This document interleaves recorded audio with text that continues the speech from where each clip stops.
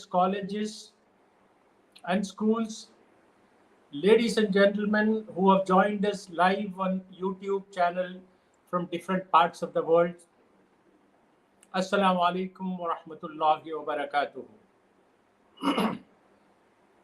I consider it an honor and privilege to welcome you all to today's international multilingual webinar on the life and services of Nawab C. Abdul Hakim Sahib. Nawwarallahu marqadahu.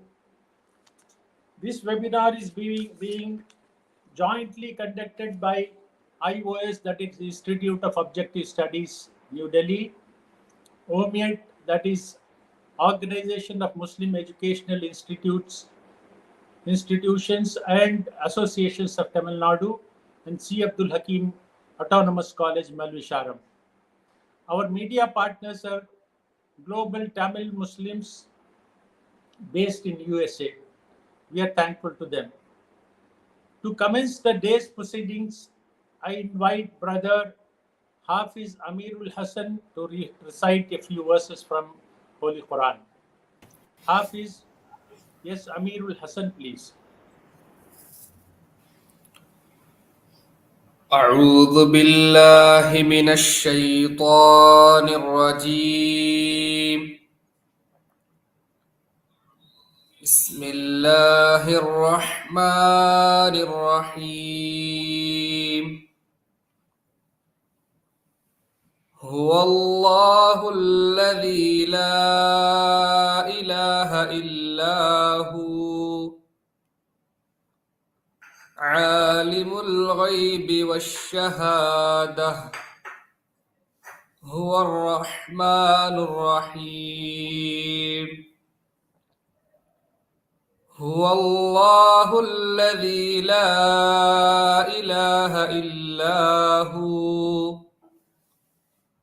الملك القدوس السلام المؤمن المهيمن العزيز الجبار المتكبر سبحان الله عما يشركون. هو الله الخالق البارئ المصور له الأسماء الحسنى يسبح له ما في السماوات والأرض وهو العزيز الحكيم. صدق الله العظيم. Jazakallah, brother, for the soulful qiraat. This webinar is being presided over by Janab Ziauddin Ahmad Sahab, General Secretary, Malvisharam Educational Society. He is the illustrious grandson of the legendary Nawab C. Abdul Hakim Sahib. And under his dynamic leadership, the educational institutions of Malvisharam have progressed notably. He has always been a source of strength and inspirations for the community. We welcome you, sir, for this community, for this on this occasion. Moving ahead, I have the privilege of introducing to you Brother Ibn Saud Shahabuddin, who is the President of All India Milli Council, Tamil Nadu chapter. And he's a founding member of IOS, founding trustee of We for All, an NGO, and Vice President of Muslim Marriage Advisory Council. A social activist to the core, he has been involved, associated with so many other organizations also, educational and social. I invite him to welcome the dignitaries and the gatherings, please. So over to Janab Ibn Saud Shahabuddin Sahib. Assalamu alaikum.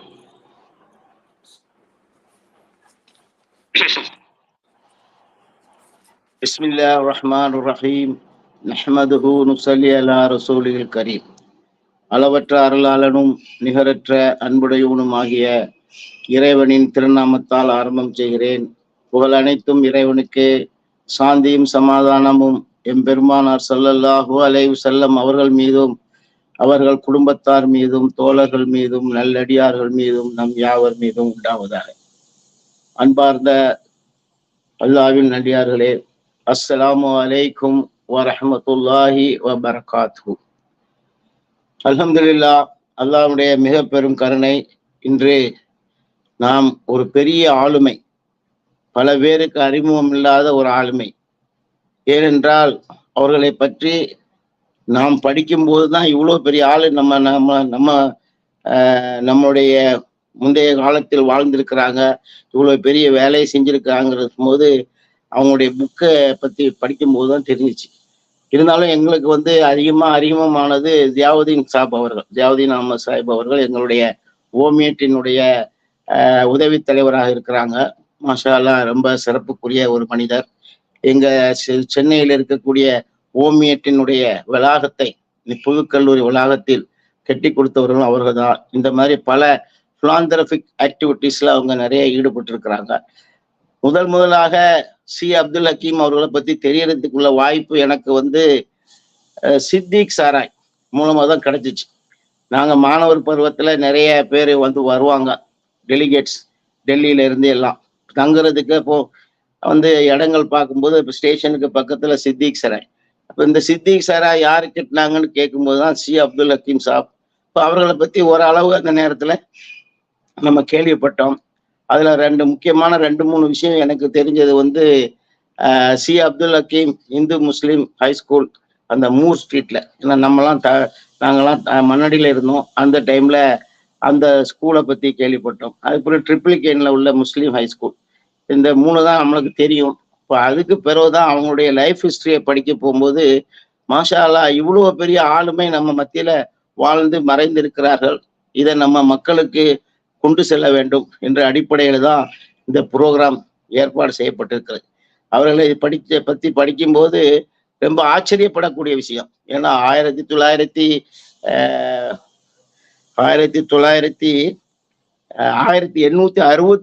பிறந்திருக்காங்க. அதான் 19th செஞ்சுரியில. அந்த டைம்லயே இவ்வளவு பெரிய காரியங்களை சாதிச்சு இருக்கிறாங்கிறது ஒரு மலைக்கக்கூடிய விஷயம். ஏனென்றால் அவங்க அப்பமே ஒரு சிந்தனை ரீதியாக மக்களுக்கு சேவை செய்ய வேண்டும், கல்வி பணியை ஆற்ற வேண்டும், சம்பாதிப்பதில் தர்மத்தை கையாள வேண்டும் என்ற அவங்களுடைய லைஃப் ஹிஸ்டரியை படிக்கும்போது பெரிய விஷயம்.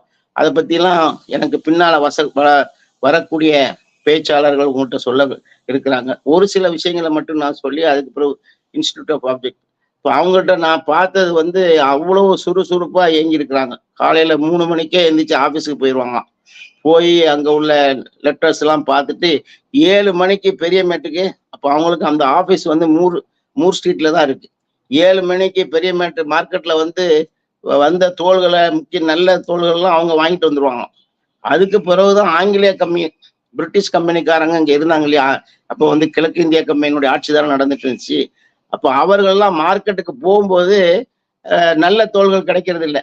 கடைசியில் அவங்க என்ன செய்யறாங்க, இவங்கள்ட்ட தான் வாங்கி ஆகணுங்கிற ஒரு கம்பல்ஷனுக்கு தள்ளப்பட்டாங்க. அதனால இவங்க வியாபாரத்துல பெரிய அளவுல கொடி கட்டி பறக்க முடிஞ்சிச்சு. எந்த அளவுக்குன்னு சொன்னா, இந்த பிரிட்டிஷ்காரங்கெல்லாம் இவங்கள்ட்ட ஒரு காம்ப்ரமைஸ் ஃபார்முலாவுக்கே வந்துட்டாங்க. நம்ம ஒரு பிரைஸ் இது வச்சுக்கிடுவோம் அப்படின்னு சொல்லிட்டு. இப்போ அந்த அளவுக்கு ரொம்ப ரொம்ப சுறுசுறுப்பா, ரொம்ப புத்திசாலித்தனமா நிறைய விஷயங்களை கையாண்டிருக்கிறாங்க. இது அவங்க அதே நேரத்துல வியாபாரத்துல ஒரு அறம், ஒரு தர்மத்தை கையாண்டிருக்காங்க. ஒரு பெரிய பிரிட்டிஷ் கம்பெனி திவாலாகும் போது அவர்களையே அந்த அந்த இதுல இருந்து காப்பாற்றுவதற்கு இவர்கள் பணம் கொடுத்து அவரை தூக்கி விட்டுருக்கிறாங்கன்னு சொன்னா எவ்வளவு பெரிய விஷயம். அந்த நேரத்துல பிரிட்டிஷ்காரங்களோட தொடர்பு வச்சு அவங்களுக்கெல்லாம் உதவி செய்யக்கூடிய அளவுல ஒரு மனிதர் இருக்கிறாருங்கிற போது நம்மளுக்கெல்லாம் பெரிய மலைப்பா இருக்குது. அதுக்கு அடுத்தது அவங்களுடைய கல்வி பணி. சிறு வயதிலேயே அதுல ஆர்வமா இருந்து 1919லயே அவங்க என்ன பண்ணிட்டாங்க, இந்த சித்திக் சராய் கட்டினாங்க. அதே நேரத்துல அந்த மேல் விசாரத்துல அவங்க அந்த எஜுகேஷனல் கல்வி சங்கம் ஆரம்பிச்சாங்க. இதுக்கு அடுத்தாப்புல ரொம்ப பெரிய விஷயம் என்னன்னு சொன்னா, 1937 அதாவது சுதந்திர போராட்டத்துல பங்கு பெற்றிருக்காங்க, காந்தியடிகளை பார்த்திருக்கிறாங்க. நிறைய விஷயங்கள் அந்த இது பார்க்கும்போது நம்மளுக்கு மலைப்பா இருக்கு. இந்த விஷயங்களை ஏன் நம்ம சமுதாயத்துக்கு தெரியாம போயிடுச்சே அப்படிங்கிறது. இப்ப நம்மளுக்கு ஒரு அளவு தெரிஞ்ச ஆளுமைகள் யாருன்னு சொன்னா ஜமால் முகமது சாப் இருக்காங்க. நம்ம திருச்சி ஜமால் முகமது காலேஜ் ஆரம்பிச்சது, இவர் ஜமாலியா அரபிக் காலேஜ் ஆரம்பிச்சாங்க. இவர்களும் அந்த காலத்திலேயே மார்க்க கல்விக்கும் உலக கல்விக்குமே வந்து முக்கியத்துவம் கொடுத்திருக்காங்க. அவர்கள் ஆற்றிய ஒரு பெரிய பேருரை அந்த டைம்ல 37லயே அலிகருக்கு போய் அகில இந்திய கல்வி மாநாட்டுல பங்கேற்று அவர்களுடைய ஒரு பெரிய உரையை ஆற்றிருக்கிறாங்க. இவ்வளவு பெரிய உரை எப்படி அவங்களால ஆற்ற முடிஞ்சு? 1 மணி நேரத்துக்கு இருக்கும்னு நினைக்கிறேன். அந்த உரையே ஒரு 10-15 பக்கத்துக்கு போகுது. அதுல எல்லா விஷயங்களையுமே அவங்க வந்து தொட்டு பேசியிருக்கிறாங்க. அதாவது கல்வியை பத்தி, அந்த நேரத்திலேயே வந்து ஸ்கில் டெவலப்மெண்ட்டை பத்தி பேசியிருக்காங்க, தொழிற்கல்வியை பத்தி பேசியிருக்கிறாங்க. இப்படி பல விஷயங்களை தொட்டு அந்த பெரிய மாநாட்டுல அவங்களுடைய தலைமை உரை படிக்கும் போது உண்மையிலேயே நம்மளால பிரமிக்க வைக்கிறது. அப்படிப்பட்ட ஒரு பெரிய ஆளுமையை பற்றி தான் நம்ம இன்றைக்கு இன்ஷா அல்லாஹ் நம்மளுக்கு பின்னால வரக்கூடியவங்க உருதுலையும் ஆங்கிலத்தையும் ஃபாத்திமா மசூர் அவர்கள் தமிழ்லையும் பேச இருக்கிறாங்க. இது நம்ம இந்த முயற்சி ஏன் எடுத்தோம்னு சொன்னா, இன்ஸ்டிடியூட் ஆஃப் ஆப்ஜெக்டிவ் ஸ்டடீஸ் என்பது வந்து 1986 நம்ம டெல்லியில ஆரம்பிச்சோம். அந்த டைம்ல நாங்கெல்லாம் டெல்லியில இருக்கக்கூடிய எனக்கு ஒரு வாய்ப்பு இருந்துச்சு. 80ல 80லேருந்து 90 வரைக்கும் ஒரு 10 வருஷம் டெல்லியில இருக்கக்கூடிய வாய்ப்பு. அந்த டைம்ல தான் எங்களுடைய நண்பர்கள், இப்போ நிலாம் அவர்களும் இருக்கிறாங்க, ஜிடிஎம் அவருக்கும் அறிமுகமான என்னுடைய க்ளோஸ் நண்பர் வந்து டாக்டர் அஹமதுல்லா சித்திக் அவருடைய தலைமையில தான் நாங்கெல்லாம் செயல்பட்டோம். அந்த அடிப்படையில தான் டாக்டர் மன்சூர் ஆலம் என்பவர் தான் அதனுடைய ஃபவுண்டர், இன்ஸ்டிடியூட் ஆஃப் ஆப்ஜெக்டிவ் ஸ்டடீஸ்னுடைய ஃபவுண்டர்னு சொல்லணும். நாங்கெல்லாம் அந்த டைம்ல அந்த ஜெனரல் பாடி மெம்பரா அந்த அமைப்புல சேரணும். அதுல இருந்து அல்ஹம்துலில்லாஹ் இன்னைக்கு ஒரு கிட்டத்தட்ட 37 வருஷம் ஆயிடுச்சு. நிறைய வேலைகளை பண்ணியிருக்காங்க அல்ஹம்துலில்லாஹ். அதெல்லாம் படிச்சு பார்த்தீங்கன்னு சொன்னா அந்த ப்ரொஃபைல பார்க்கும்போது நீங்க வந்து இன்டர்நேஷனல் செமினார்ஸ் நிறைய நடத்திருக்கிறாங்க, நிறைய ரிசர்ச். இதனுடைய மெயின் என்னன்னு சொன்னா, இன்னைக்கு நம்மள்கிட்ட வந்து ரிசர்ச் பேஸ்ட் டேட்டாஸ் கிடையாது. இப்போ அந்த அடிப்படையில தான் இந்த அமைப்பு துவக்கப்பட்டுச்சு. நம்ம எந்த பிரச்சனையை எடுத்தாலும் அதற்கென்று நம்மளுடைய டேட்டாஸை கலெக்ட் பண்ணி அந்த பேசிஸ்ல அந்த ஒரு ஸ்ட்ராட்டஜி வகுக்கிறது தான் வந்து புத்திசாலித்தனமான ஒரு விஷயமா இருக்க முடியும். அந்த மாதிரி ஒரு நிலை இல்லாம இருந்துச்சு. அதற்கு பிறகு அல்ஹம்துலில்லாஹ் இந்த ஐஓஎஸ் ஆரம்பிச்ச பிறகு இந்தியாவில் உள்ள எல்லா சோசியல் சயின்டிஸ்ட், ஏன்னா அவங்களை எல்லாத்தையுமே ஒன்றிணைச்சு நிறைய கான்ஃபரன்ஸு, நிறைய செமினார்ஸ், சிம்போரிசியம் இன்டர்நேஷனல் லெவல்ல, குறிப்பாக வந்து நம்ம சகோதரர் நிலாம் அவர்களுக்கு தெரியும், மினியாபோலிஸ்ல வந்து international institute of Islamic thought என்ற ஒரு அமைப்பு இருக்குது. அவங்களுடைய மெயின் குறிக்கையில என்னன்னு சொன்னா, இஸ்லாமைசேஷன் ஆஃப் நாலேஜ், அந்த அறிவை வந்து இஸ்லாமிய வசப்படுத்துறது. எல்லா நாலேஜும் இருக்கு, சைக்காலஜி, அதே அடிப்படையில தான் அவர்களோட தொடர்பு கொண்டு தான் நம்ம நிறைய அல்ஹம்துலில்லாஹ் இங்க வந்து இந்தியாவில் நிறைய வேலைகளை செஞ்சுட்டு இருக்கிறோம். எல்லா துறையிலையுமே மீடியா, வக்குஃபு, இந்த மாதிரி அது ஒரு பெரிய லாங் லிஸ்ட். அதை பத்தி நீங்க வந்து வெப்சைட்ல போய் பார்த்தீங்கன்னா அதை பத்தி தெரிஞ்சுக்கலாம். கண்டிப்பா நீங்க எல்லாரும் தெரிந்து கொள்ள வேண்டிய, நீங்க எல்லாம் அமெரிக்காவில் பல நாடுகள்ல இருக்கிறீங்க, இப்படிப்பட்ட ஒரு அமைப்பு இந்தியாவில் இருக்குதுங்கிறது நிறைய பேருக்கு தெரியாது. நீங்க இப்போ வெப்சைட்ல போய் பார்த்தீங்கன்னா அதை பத்தி படிச்சுக்கலாம். ஏன்னு சொன்னா இன்றைக்கு ஒரு இந்தியாவில் இருக்கக்கூடிய ஒரு அமைப்பு யுனைடெட் நேஷன்னால அங்கீகரிக்கப்பட்ட ஒரு அமைப்பு. அங்க உள்ள அப்சர்வர் ஸ்டேட்டஸ்ல நம்ம சோசியோ எக்கனாமிக் அந்த ஒரு விங் இருக்கு. அந்த விங்கில் நம்ம வந்து ரோஸ்டர்ல இருக்கிறோம். அந்த அளவுக்கு வந்து ஒரு பிரபலமான ஒரு அமைப்பு. நிறைய என்ஜிஓ கூட சேர்ந்து நம்ம நிறைய வேலைகள் செஞ்சுக்கிட்டு இருக்கிறோம். குறிப்பாக நம்ம ரொம்ப ரிசர்ச்சை வந்து ரொம்ப அதிகமாக ஊக்கப்படுத்துறோம். பிஹெச்டி பண்றதுக்கு இன்னைக்கு சோசியல் சயின்ஸ்ல யாரெல்லாம் பிஹெச்டி பண்ணணும்னு விடுவாங்களோ அவங்களுக்கு நம்ம ஸ்காலர்ஷிப் கொடுக்குறோம். போஸ்ட் கிராஜுவேஷனுக்கு ஸ்காலர்ஷிப் கொடுக்குறோம். இப்படி பல வேலைகளை நம்ம செஞ்சுக்கிட்டு இருக்கிறோம். இதை பத்தி இன்ஷா அல்லாஹ் நீங்க வந்து வெப்சைட்ல போனீங்கன்னா விரிவா தெரிஞ்சு கொள்ளலாம். அது கண்டிப்பா நீங்க தெரிஞ்சு கொள்ளணும். அதே மாதிரிதான் நம்ம மத்தியில இருக்க ஆளுமைகளையும் மக்களுக்கு அறிமுகப்படுத்த வேணும். குறிப்பா நம்ம வந்து 2 அவார்டு வச்சிருக்கோம். ஷா வலியுல்லா தேஹ்லவி அவார்டு. இதுல வந்து இந்தியாவில் உள்ள ஆளுமைகள், அதாவது சிறந்த ஆளுமைகளை நம்ம தேர்ந்தெடுத்து அவங்களுக்கு ஒரு சைட்டேஷன் கொடுக்குறோம். 1 லட்சம் ரூபா மற்ற அவார்டெல்லாம் கொடுக்குறோம். அதே மாதிரி வாழ்நாள் சாதனையாளர் அவார்டு, ஐஓஎஸ்னுடைய அவார்டு, இப்படி 2 அவார்டுகளை வச்சிருக்கிறோம். இதெல்லாம் வந்து சிறப்பாக செயல்பற்றக்கூடிய அமைப்புகள், அதே நேரத்துல தனிநபர்களையும் இனம் கண்டு அவர்களை வந்து மக்கள் மத்தியில அறிமுகப்படுத்துறது, அவர்களை கௌரவிப்பதற்காக இந்த 2 அவார்டுகளையும் நம்ம ஏற்படுத்தியிருக்கிறோம். இப்படி பல்வேறு பணிகளை நம்ம வந்து ஐஓஎஸ் மூலமா செஞ்சிருக்கிறோம். அதனுடைய ஒரு அங்கமாகத்தான், அதாவது நம்ம மக்கள் மத்தியில வாழ்ந்து மறைந்த ஆளுமைகளை மக்களுக்கு அறிமுகப்படுத்துறது. அதுல தமிழ்நாட்டுல இருந்து நம்ம வந்து ஆரம்பிச்சோம் என்று சொன்னா, ஐஓஎஸ்க்கு 5 சாப்டர் இருக்கு. ஒண்ணு வந்து அலிகர்ல இருக்கு, கல்கத்தாவில் இருக்கு, பீகார்ல இருக்கு, சென்னை அண்ட் கேலிக்கட், அதாவது டெல்லியில தலைமையகம், 5 இடத்துல வந்து நம்ம ரீஜனல் சாப்டர் வச்சிருக்கோம். அதனால அந்த ரீஜனல்ல உள்ள இருக்க ஆட்களை வந்து மக்களுக்கு அறிமுகப்படுத்தணுங்கிறதுக்காக தமிழ்நாட்டினுடைய ஆளுமைகளை மக்களுக்கு அறிமுகப்படுத்த வேணும் என்ற அடிப்படையில முதலாக நம்ம மௌலானா அப்துல் ஹமீத் பாக்கவி அவர்கள், அதாவது நம்ம பாத்திமா சிஸ்டர் சகோதரி அவருடைய பாட்டனார் அப்துல் சமத் சாவுடைய தந்தை, இவர்கள் தான் வந்து குரானை வந்து முதல்ல தமிழ்ல மொழிபெயர்த்தாங்க. அவங்கள பத்தி ஒரு இப்படி இந்த இணைய வழி ஒரு செமினார் கருத்தரங்கம் நடத்தணும். அதுல நிறைய பேருக்கு அவங்கள பத்தி தெரிய வந்துச்சு. இப்ப இதெல்லாம் வந்து நிறைய பேருக்கு தெரியணும். குறிப்பா வந்து அப்துல் ஹக்கீம் அவர்களை பத்தி நம்ம இளைய தலைமுறைக்கு கண்டிப்பா தெரியணும். சின்ன சில கிளிப்பிங்ஸ் கூட நம்ம போட்டு மாணவர்கள் மத்தியில பரப்பலாம், அவர்கள்ட்ட கட்டுரை போட்டி வைக்கலாம். இந்த மாதிரி அதே மாதிரி ஜமால் முகமது சாப் இருக்கிறாங்க. அதே மாதிரி ஹாஜி கருத்தர் அவுத்தர் தமிழ்நாட்டுல பாத்தீங்கன்னு சொன்னா அந்த காலத்திலேயே பெரிய ஆளுமைகளா இருந்து கல்விக்காக வேண்டி நிறைய பணி செய்தவர்கள். இவர்கள் எல்லாம் நம்ம சமுதாயத்துக்கு அறிமுகப்படுத்த வேணும். இதற்கு அடுத்தாப்புல நம்ம வந்து ஜமால் முகமது சாபு, ஹாஜி கருத்தர் அவுத்தர், அதுக்கு பிறகு நம்ம இப்போ ரீசெண்டா நம்ம மத்தியில் வாழ்ந்து மறைந்த பிஎஸ்சி அப்துல் ரஹ்மான் சாப் அவர்கள் பெரிய ஒரு யூனிவர்சிட்டியை ஏற்படுத்தியிருக்காங்க, கிரசன்ட் யூனிவர்சிட்டி. இவர்கள் எல்லாம் மக்களுக்கு என்ன, இவருடைய வாழ்க்கை வரலாறு நம்மளுக்கு ஒரு பெரிய உந்து சக்தியா இருக்கும். இளைஞர்களுக்கு எந்த அளவுக்கு அவங்க வந்து அவங்கள்ட்ட அந்த ஒரு தியாக மனப்பான்மை இருந்துச்சு அப்படிங்கிறத புரிஞ்சு கொள்றதுக்கு ஒரு வாய்ப்பு. இந்த அடிப்படையில தான் வந்து இவர்கள் எல்லாம் சேர்ந்து இன்ஸ்டிடியூட் ஆஃப் ஆப்ஜெக்ட் ஸ்டடீஸ் அதாவது ஓமியட், organisation of Muslim educational institution and association of தமிழ்நாடை வந்து 1972ல 73ல ஆரம்பிச்சாங்க. அல்ஹம்துலில்லாஹ் 50 வருஷம் ஆயிடுச்சு. அதனுடைய விழாவை நம்ம கொண்டாடுறதுக்கு இருக்கிறோம் செப்டம்பர்ல. அதனுடைய ஃபவுண்டர்ஸ்ல இப்போ உயிரோடு இருக்கக்கூடிய ஒரே நபர் இன்ஜினியர் நம்ம ஷபீர் சாப் அவர்கள். ஏன்னா அந்த நேரத்துல எங்களுக்கெல்லாம் வந்து அறிமுகமானது, அந்த இதை ஆரம்பிச்சதுல வந்து doctor Abdul Aziz, engineer PK Shabir சாப் அவர்கள், காக்கா உமர் சாப் அவர்கள், அப்புறம் அட்வொகேட் ஹபீபுல்லா பாஷா அவர்கள், AA ரஷீத், இந்த 5 பேர் தான் முக்கியமான ஒரு பங்கு ஆட்டினாங்க ஓமியத்தினுடைய ஆரம்ப காலத்துல.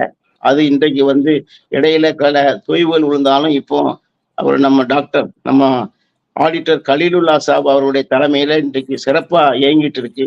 இப்போ ஒரு வாரத்திற்கு முன்னாடி கூட நேஷனல் சயின்ஸ் ஃபெஸ்டிவல், அதாவது பிள்ளைகளுடைய திறமையை வெளிப்படுத்துவதற்காக வேண்டி அவங்களுடைய அறிவு, அதாவது சயின்டிபிக் ரீதியா எப்படி இருக்கிறாங்க அப்படிங்கிறதுக்காக வேண்டி அவங்களுடைய கண்டுபிடிப்புகளை வந்து நம்ம பிஎஸ்சி ராமன் கிரசன்ட் யூனிவர்சிட்டியில ஒரு பெரிய ப்ரோக்ராம் நடத்தினோம். அது ரொம்ப சிறப்பா நடந்துச்சு.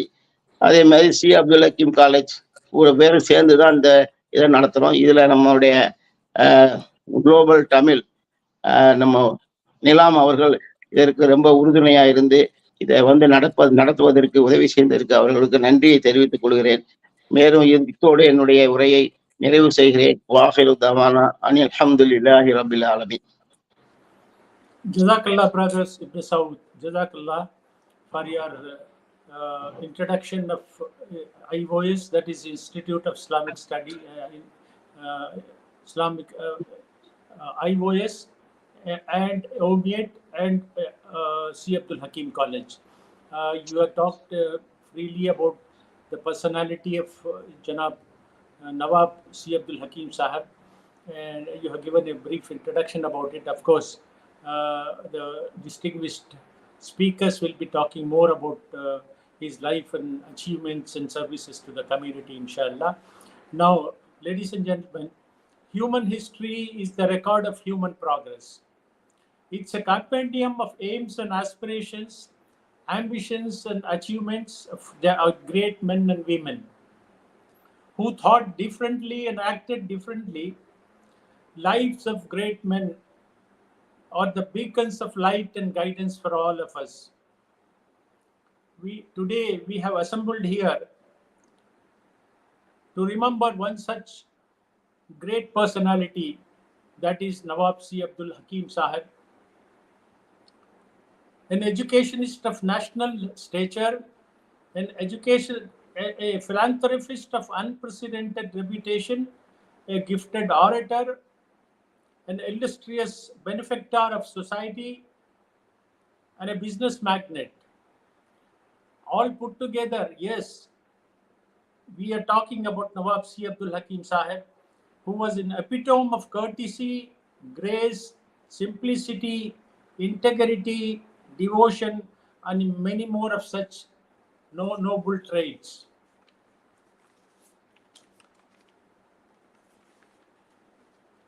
To speak in detail about the life, services, and achievements, we have three distinguished speakers today. There will be 3 lectures in English, Urdu, and Tamil, inshallah. And I request you to please sit through till 12:30 p.m. Inshallah, we'll be finishing all the lectures by that time, and we'll see that we don't go beyond that. So, so the viewers are requested humbly to sit through the whole thing, so that they come to know of the services and the life and the different aspects of the life of Nawab C. Abdul Hakim Sahib. To begin with, I would like to invite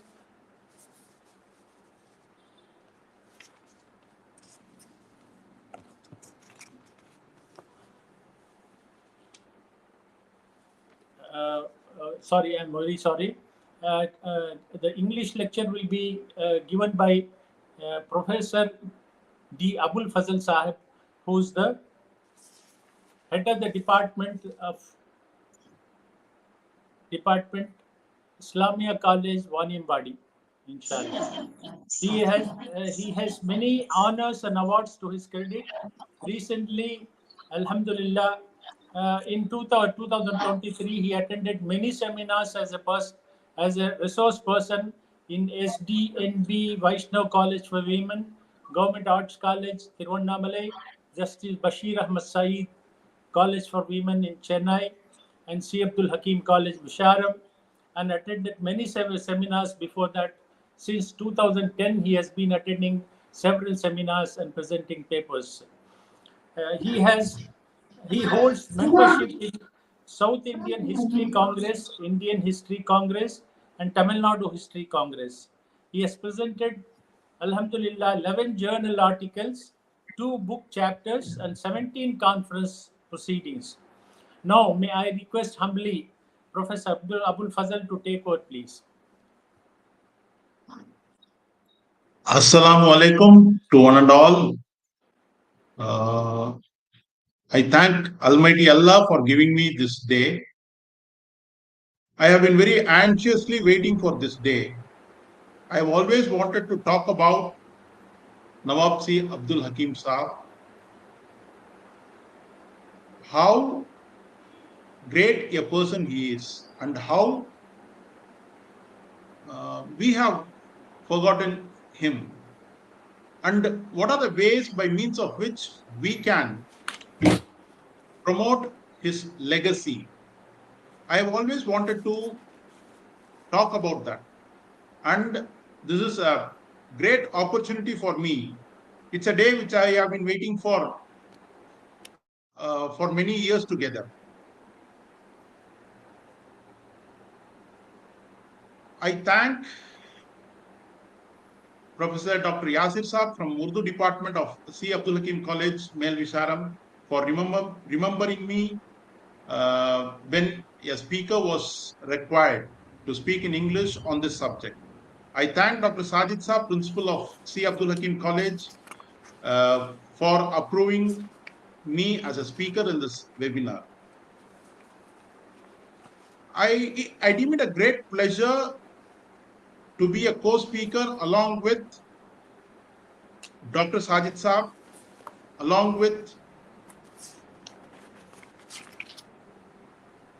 Fatima Muzaffar Madam, who is a stalwart from a family of stalwarts. I thank Khatib Hanif Saab for giving me this opportunity. I thank IOS, I thank OMIAT, I thank C. Abdul Hakim College and all the people involved in organizing this webinar. Dear friends, I have a feeling that we ourselves have not realized how great Nawab C. Abdul Hakim Saab was. And I feel that we have failed in our duty to promote his legacy. See, we live in a country which is pluralistic. India has multiple legacies, multiple identities. Here you have a Sanskrit legacy, you have a Persian legacy, you have a Tamil legacy. You have a Hindu legacy, you have a Muslim legacy, you have a Christian legacy, and it goes on. So we are a pluralist country and we have multiple identities. Now, as far as the Muslim legacy is concerned, there is a deliberate strategy to diminish the Muslim legacy of India. But I feel more than that,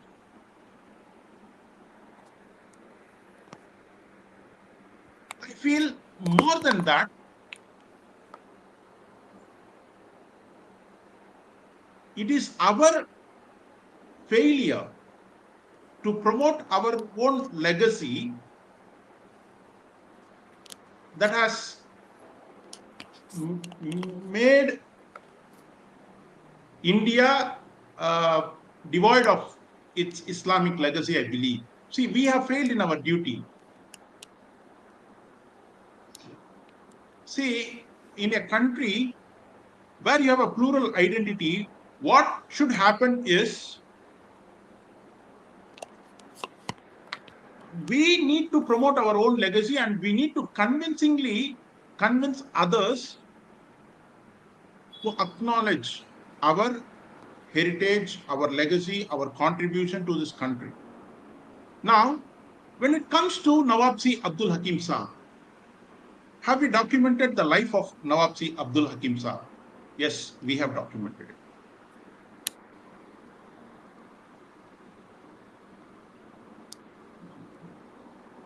Mel Visharam Muslim Educational Society sometime in 1980s brought out a Urdu book calling which was titled as Muhair-e-Azam, which was the first venture on Nawab C. Abdul Hakim Saab, the life and career of Nawab C. Abdul Hakim Saab. So this book, Muhair-e-Azam, was later translated into English. The title was Philanthropy, Thy Name is Hakim. Then it was later translated even into Tamil as Vallal Perumagan. Then again upgraded version of Philanthropy, Thy Name Hakim has come out as Fabulous Jewel. Apart from these books, you have a thesis on Nawab C. Abdul Hakim Saab by one of my colleague and friend, Dr. C. Muhammad Fahim Saab, on C. Abdul Hakim Saab's life. And apart from that, there are two other MPhil theses. One MPhil thesis is by Khalilur Rahman Saab. So now, if I go into this ventures, you will understand that all these ventures they are excellent works, they are good initiatives. But in spite of these initiatives, we have not been able to convince our non-Muslim brothers to do research or to take up study on C. Abdul Hakim Saab. So now, in that sense, what I would like to say is, I feel that we have little bit failed. I mean, we have not taken steps, we have not taken measures, we have not taken efforts to the adequate level which is required in promoting the legacy of Nawab C. Abdul Hakim Saab. That is why I said, even we ourselves did not realize, we have not realized how great Nawab C. Abdul Hakim Saab was. So now the question is, what should we do? What can we do? See, the life and career of Nawab C. Abdul Hakim Saab, it has been documented, it is available, but still people are not aware of his life. I have a feeling that he was a man of a great stature. He was a national leader, but we have made him as a leader of the Muslims, made him as a leader of the Muslims of Male Visharadha. I mean, we do not project him, or people have not projected him as a leader of the nation. So there is some shortcoming, I believe. See, if you need to understand the greatness of this man, if you need to understand the greatness of Nawab C. Abdul Hakim Saab, we need to understand that he was given the title of Nawab C. Abdul Hakim, the Nawabship, in February 1937. See, that itself shows how great a person he is. By 1937, by that period, there were many other Muslim personalities in Tamil Nadu. There were many other great personalities throughout India. But Nawab C. Abdul Hakim Saab was selected in 1937 February to receive this Nawabship. See, that is a unique achievement. Nobody else in Tamil Nadu, nobody else in India has got that credit. I don't underestimate other personalities, other leaders. But we need to understand how great Nawab C. Abdul Hakim Saab was, how great his services were, how philanthropic he was. So this is one important aspect which we need to understand very clearly. A man receiving throughout India, as far as I know, nobody else has got that. Nawab, many people think by mistake that he belongs to the family of Nawab. No, he earned his Nawab. He earned his Nawab. I mean, it was a recognition given to him by the English for his services to education, for his philanthropy. So, how unique an achievement that should have been, we need to think about it.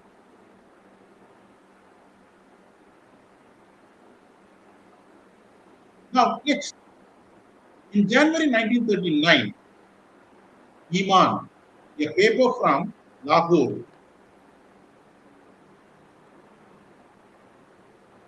they write an article in that paper. The editor of the paper writes an article in Iman, a paper from Lahore.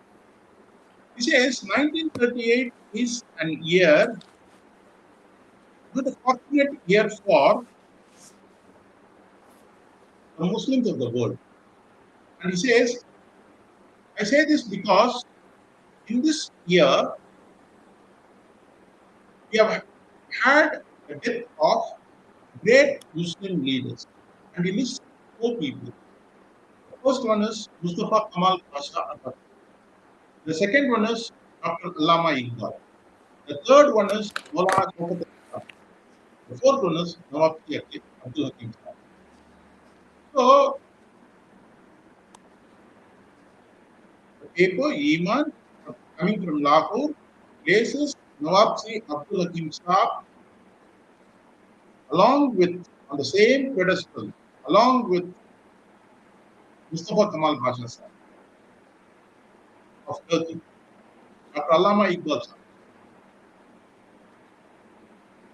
Maulana Shaukat Ali Saab, So we need to understand how great a personality he should have been.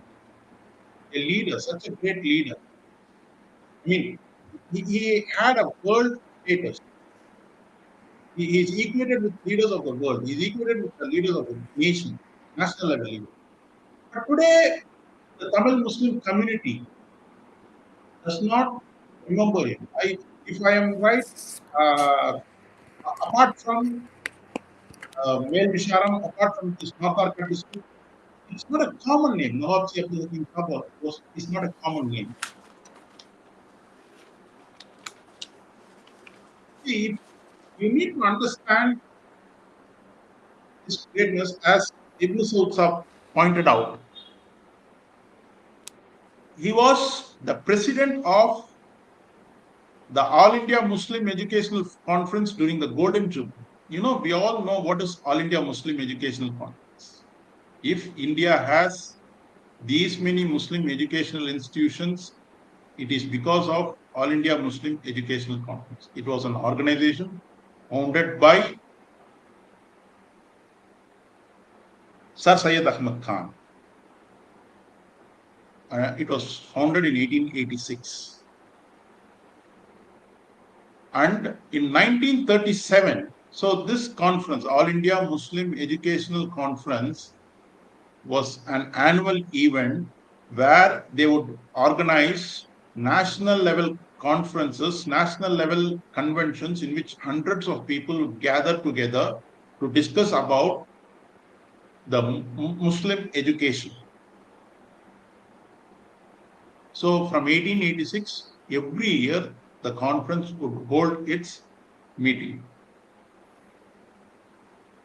The 50th meeting, the Golden Jubilee of All India Muslim Educational Conference was held in Aligarh. And this conference, the president of the conference was Nawab C. Abdul Hakim Saab. That means, see, it's a conference which is convened for throughout India. People, stalwarts, Muslim stalwarts from throughout India assemble in this conference. And he is the president of the conference. That means he is one of the leading luminaries of the nation at that time. Again, as Ibn Saud clearly pointed out, everybody should go through that speech. That speech should be printed and should always remain with all of us. For it can be, it should be, it will be a vision document. Yes, in that speech, he speaks about all the sections of the education. He talks about higher education. He talks about women's education. He talks about technical education. He talks about primary education. And it should be the vision document of the Muslims of Tamil Nadu, the Muslims of India, a visionary document for education of Muslims. And we need to understand in that meeting, in that session, you had Sardar Yar Khan Saab, a great educationist, who was honorary secretary at the time for All India Muslim Education Conference. And Nawab Hakim Saab and Yar Khan Saab were collaborating with regard to education. And you need to understand this from the background of Nawab C. Abdul Hakim Saab's education. See, Nawab C. Abdul Hakim Saab was not a well-educated man in the sense he did not have an opportunity to learn, but he had a craving for learning. He used to walk from Mel Visharam to Arcot for his education. So such a person who, due to lack of schools, had to walk few kilometers to Arcot for his primary school education. Then because of his business commitments, he did not qualify himself with higher education, but he was instrumental in establishing, in philanthropically donating sums to almost most of the institutions and educational institutions, religious, secular. And when it came to secular education, he did not distinguish between Muslim educations and other institutions. He has given, his grants have been received by non-Muslim institutions as equally as Muslim institutions. The National School at Mylapore, Ramakrishna Mission at Mylapore, National College at Cuttack. So without any distinction, he has given grants to, and the point is, a person who has not had a big formal higher education, presiding over a session of educationists at an all India level denotes how great a person Nawab-Si Abdul Hakim Saab was. And we can just keep on talking about Nawab-Si Abdul Hakim Saab. As I told you, I'm not going to talk about his life. I'm just going to talk about certain anecdotes in his life, and I want to talk about more seriously about how we have failed in safeguarding our legacy. See, I listed you the books on Nawab-Si Abdul Hakim Saab. Apart from that book, recently I came to, I read 2 articles on Nawab-Si Abdul Hakim Saab, written by one Sadatullah, brother Sadatullah, a teacher of Mel Visharam. Very interesting articles they were. See, the body of knowledge on Hakim Saab is not complete and cannot be complete also. We need to go a very long way before we complete the body of knowledge on Nawab-Si Abdul Hakim Saab. So, in spite of these books, these research articles, these research theses, there are so many other information that has not been documented. See, Brother Sadatullah, once he goes to a village called as Thiruvalam, and there he meets a 95-year-old man. Based on the interview given by that 95-year-old elderly person by name Nadesa, Sadatullah has written an article.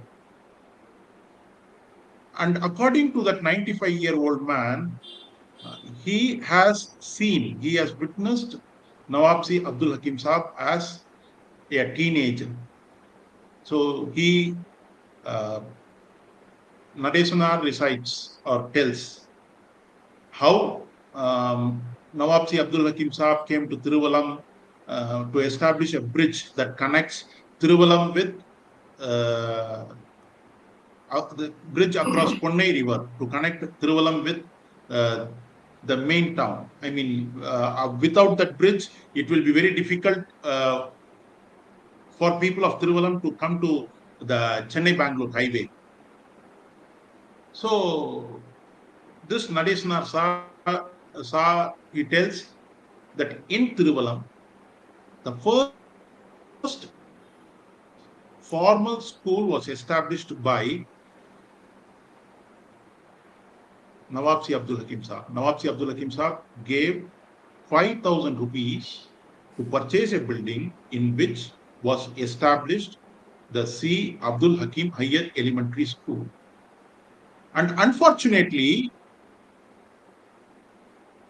C. Abdul Hakim Higher Elementary School, that name existed for a long time. But later, now we don't, when we go to Thiruvalam, we do not see that name, C. Abdul Hakim Saab. C. Abdul Hakim Higher Elementary School name is not there. And that's an interesting interview. In that interview, Nadesanar says that when the Tiruvallam bridge was laid, foundation stone was laid, it was laid by Nawab Abdul Hakim Saab. The Britishers came with a golden scoop to lift the concrete, to lay the foundation. And he was a witness. Nadesan was a witness for that event. And Nadesan, at last, he says that when Nawab Abdul Hakim Saab expired, he had to walk, as a 20-year-old boy, he had to walk a distance of 15 kilometers to have a look at the dead corpse of his hero. So Nawab Abdul Hakim Saab was a hero for Nadesanar. Not only Nadesanar, many Hindus, Muslims, Christians, without any distinction of religion. So imagine a person walking for 15 kilometers to see the dead body of his hero. And of course, that funeral, if we imagine it, everybody was there. Europeans were there. People from Chennai were there. People from Bangalore were there. So everybody was there. And this story of Nadesan reminds me how popular he should have been. So many people would have been there. Apart from this Tiruvallam school, again, there is another article by same Sadatullah, brother Sadatullah, who writes about Kaveri Pakam school. So when he visits Kaveri Pakam, there he comes to know that Abdul Hakim Saab has donated 5 acres of land, 5.5 acres of land for Kaveri Pakam school. So people acknowledge that. People vouch for that. And there also there is an interesting story which in the interview with an elderly man who's 92 years old in Kaveri Pakam, the person says that a villager, a person from Kaveri Pakam went to Nawab Abdul Hakim Saab to get a loan. Nawab Abdul Hakim Saab told him that I will not give you because you have already borrowed money and you have not repaid, so I am not going to give you loan. But the man says that I want a loan to make a donation, to do some annadana. And Nawab Abdul Hakim Saab immediately, when he denied at first, after hearing this information, he gave the money. But later, what he does is, on the day which that person said that he's going to do the Annadanam, he visits the place and he sees to that whether the Annadanam is being done. So nice incidents have been brought up. But here the most important thing is, the information I would like to share is, the information I would like to tell you is, Thank you. It's a body of knowledge which is not complete. Which Professor Abul Fazal Sahib, and that Yeah, was okay. a wonderful rendering of your lecture, touching at the salient points and the good aspects of the life of Nawab Abdul Hakim Sahib. Now I'm delighted to introduce Dr. S.A. Sajid, the esteemed principal at C. Abdul Hakim College Autonomous in Melusharam. With a distinguished career spanning 35 years, Dr. Sajid holds a PhD from Islam College and a diverse set of academic qualifications. He has, to his credit, BA, MCom, and MBA. His mentorship has been impactful, guiding 7 PhD scholars and playing a key role as mentor of NAAC accreditation at 5 colleges. Dr. Sajid has held various academic positions, including executive member for accreditation committee, and has been actively involved in internal quality assurance coordination with UGC and overseeing unaided courses.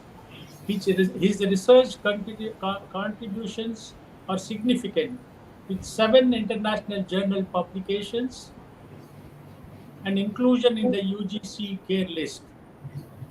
Dr. Sajid has also co-authored books on business law and business economics.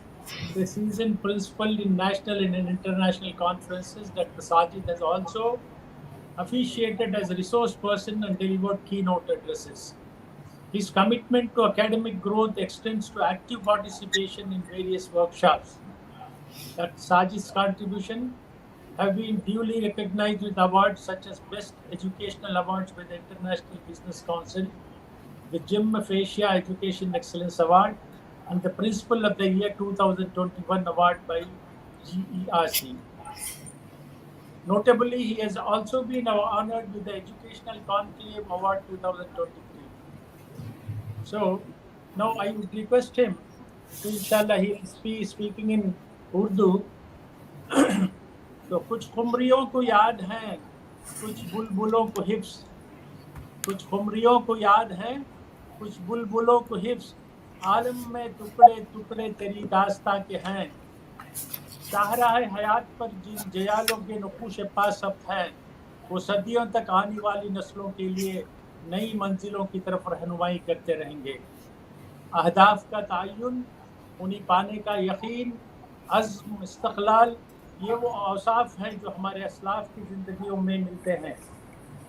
ये seminar न सिर्फ हमारे हर दिल अजीज़ मुखय्यर आज़म नवाब सी अब्दुल हकीम साहब की ज़िंदगी के बाज़ गोशों को मुनव्वर करने और नुमायाँ करने की एक कोशिश है, बल्कि उनकी मुजाहिदाना सरगर्मियों से सबक हासिल करने का एक मौका भी है। तो इसी दास्तान के चंद औराक़ पर रोशनी डालने के लिए मैं बसद एहतराम डॉक्टर जस्से साजिद को दावत देता हूँ कि वो आए और हमसे खिताब फरमाएँ। डॉक्टर साजिद साहब। बिस्मिल्लाहिर्रहमानिर्रहीम, अल्हम्दुलिल्लाहि रब्बिल आलमीन वस्सलातु वस्सलाम अला सय्यिदिल मुरसलीन, अम्मा बाद। मोहतरम अरबाब इल्म फ़न, हज़रात आली क़दर, सामीन इज़ाम और काबिल एहतराम बुज़ुर्गों, अस्सलामु अलैकुम वरहमतुल्लाहि वबरकातुहू। मैं साकिन मेल विशारम व खादिम सी अब्दुल हकीम कॉलेज ऑटोनमस मेल विशारम आज के इस खुसूसी मौके पर अज़्म व यकीन के हामिल, बेमिसाल मर्द कामिल, सदक़ व सफ़ा के पैकर, महर व वफ़ा के हामिल, औसाफ़ आरिफाना व किरदार गाज़ियाना के मुहाफ़िज़, मुखलिस व सब्र व वफ़ा के अमीन नवाब सी अब्दुल हकीम साहब नव्वरल्लाहु मरक़दहू की ज़िंदगी और ख़िदमात के उन्वान पर चंद बातें गोश गुजार करना अपनी सआदत समझता हूँ।